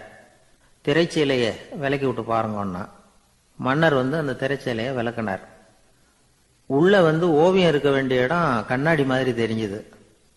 அவன் அந்த 6 மாச காலமா அந்த சுவரை தேய்ச்சி தேய்ச்சி கண்ணாடி மாதிரி ஆக்கி வச்சிருக்கிறான். அதுக்கு நேரா எதிர் சுவர்ல அரசவை ஓவியன் தீட்டின ஓவியம் இருக்கு. அது எதிரில் இருந்த இந்த கண்ணாடியில பட்டு பிரதிபலிக்குது. மன்னர் யோசனை பண்ண ஆரம்பிச்சார். அப்புறம் அந்த சீன ஓவியனை பார்த்து கேட்டார். இதோ பாரு, நீ என்னுடைய ஆளை தோற்கடிச்சுட்ட அப்படிங்கறதுல சந்தேகம் இல்லை, ஆனாலும் எங்களை ஏமாத்தி இருக்கிற, எந்த ஓவியமும் நீ வரையிலையே அப்படின்னார். அரசே, இதுதான் உண்மையான ஓவியம், உயிருள்ள ஓவியம். இது மனோபாவங்களை பிரதிபலிக்கும், மாறுகின்ற காலங்களை அப்படியே காட்டும் அப்படின்னா அந்த சீன ஓவியன். கையால வரைகிற ஓவியங்கள்ல சலனம் இல்லை, கண்ணாடி அப்படி கிடையாது, சக்தியின் ஓட்டம் அதுல எப்பவும் இருந்துகிட்டே இருக்கும். கண்ணாடி மட்டுமே ஜீவனுள்ள ஓவியமா இருக்க முடியுங்கிறத அந்த சீன ஓவியன் தெரிஞ்சு வச்சிருந்தான். ஏன்னா அவன் ஒரு தாவோ சிந்தனையாளன். ஒவ்வொரு குழந்தையும் இந்த கண்ணாடியோட தான் பிறக்குது. ஆனா நாம என்ன செய்யறோம்னா ஓவியங்களை கண்ணாடி மீது பதிப்பிச்சு விடுறோம். கண்ணாடி நம்மளை பிரதிபலிக்குது. நம்முடைய அழகோ அவலட்சணமோ கண்ணாடியை பாதிக்கிறது இல்லை. ஏன்னா அதுக்கு மனம் கிடையாது. கடந்து போன வினாடியை பத்தி அது சிந்திக்கிறது இல்லை. அடுத்த கணத்தை பத்தின எதிர்பார்ப்பும் அதுகிட்ட கிடையாது. அதுதான் பற்றற்ற நிலை. மனிதனுக்கு தேவைப்படுறது அதுதான். கண்ணாடி கிட்ட இருந்து நாம கற்றுக்கொள்ள வேண்டிய பாடம் இது. வாழ்க்கையில மனிதர்களை நேசிக்கலாம், உலகின் அழகையெல்லாம் பிரதிபலிக்கலாம், ஆனா எதையும் பற்றி கொண்டு விடக்கூடாது அப்படிங்கிறது பெரியவர்கள் அறிவுரை. துயரம்ங்கிறது பற்றுக்களின் சாயை. கண்ணாடி முன்னாடி நிக்கிறப்போவெல்லாம் நமக்கு இந்த ஞாபகம் வரணுமா. ஒரு குடும்ப தலைவர் ஒரு நாள் காலையில விடிஞ்சு எழுந்திரிச்சதும் சத்தம் போட்டார். யார்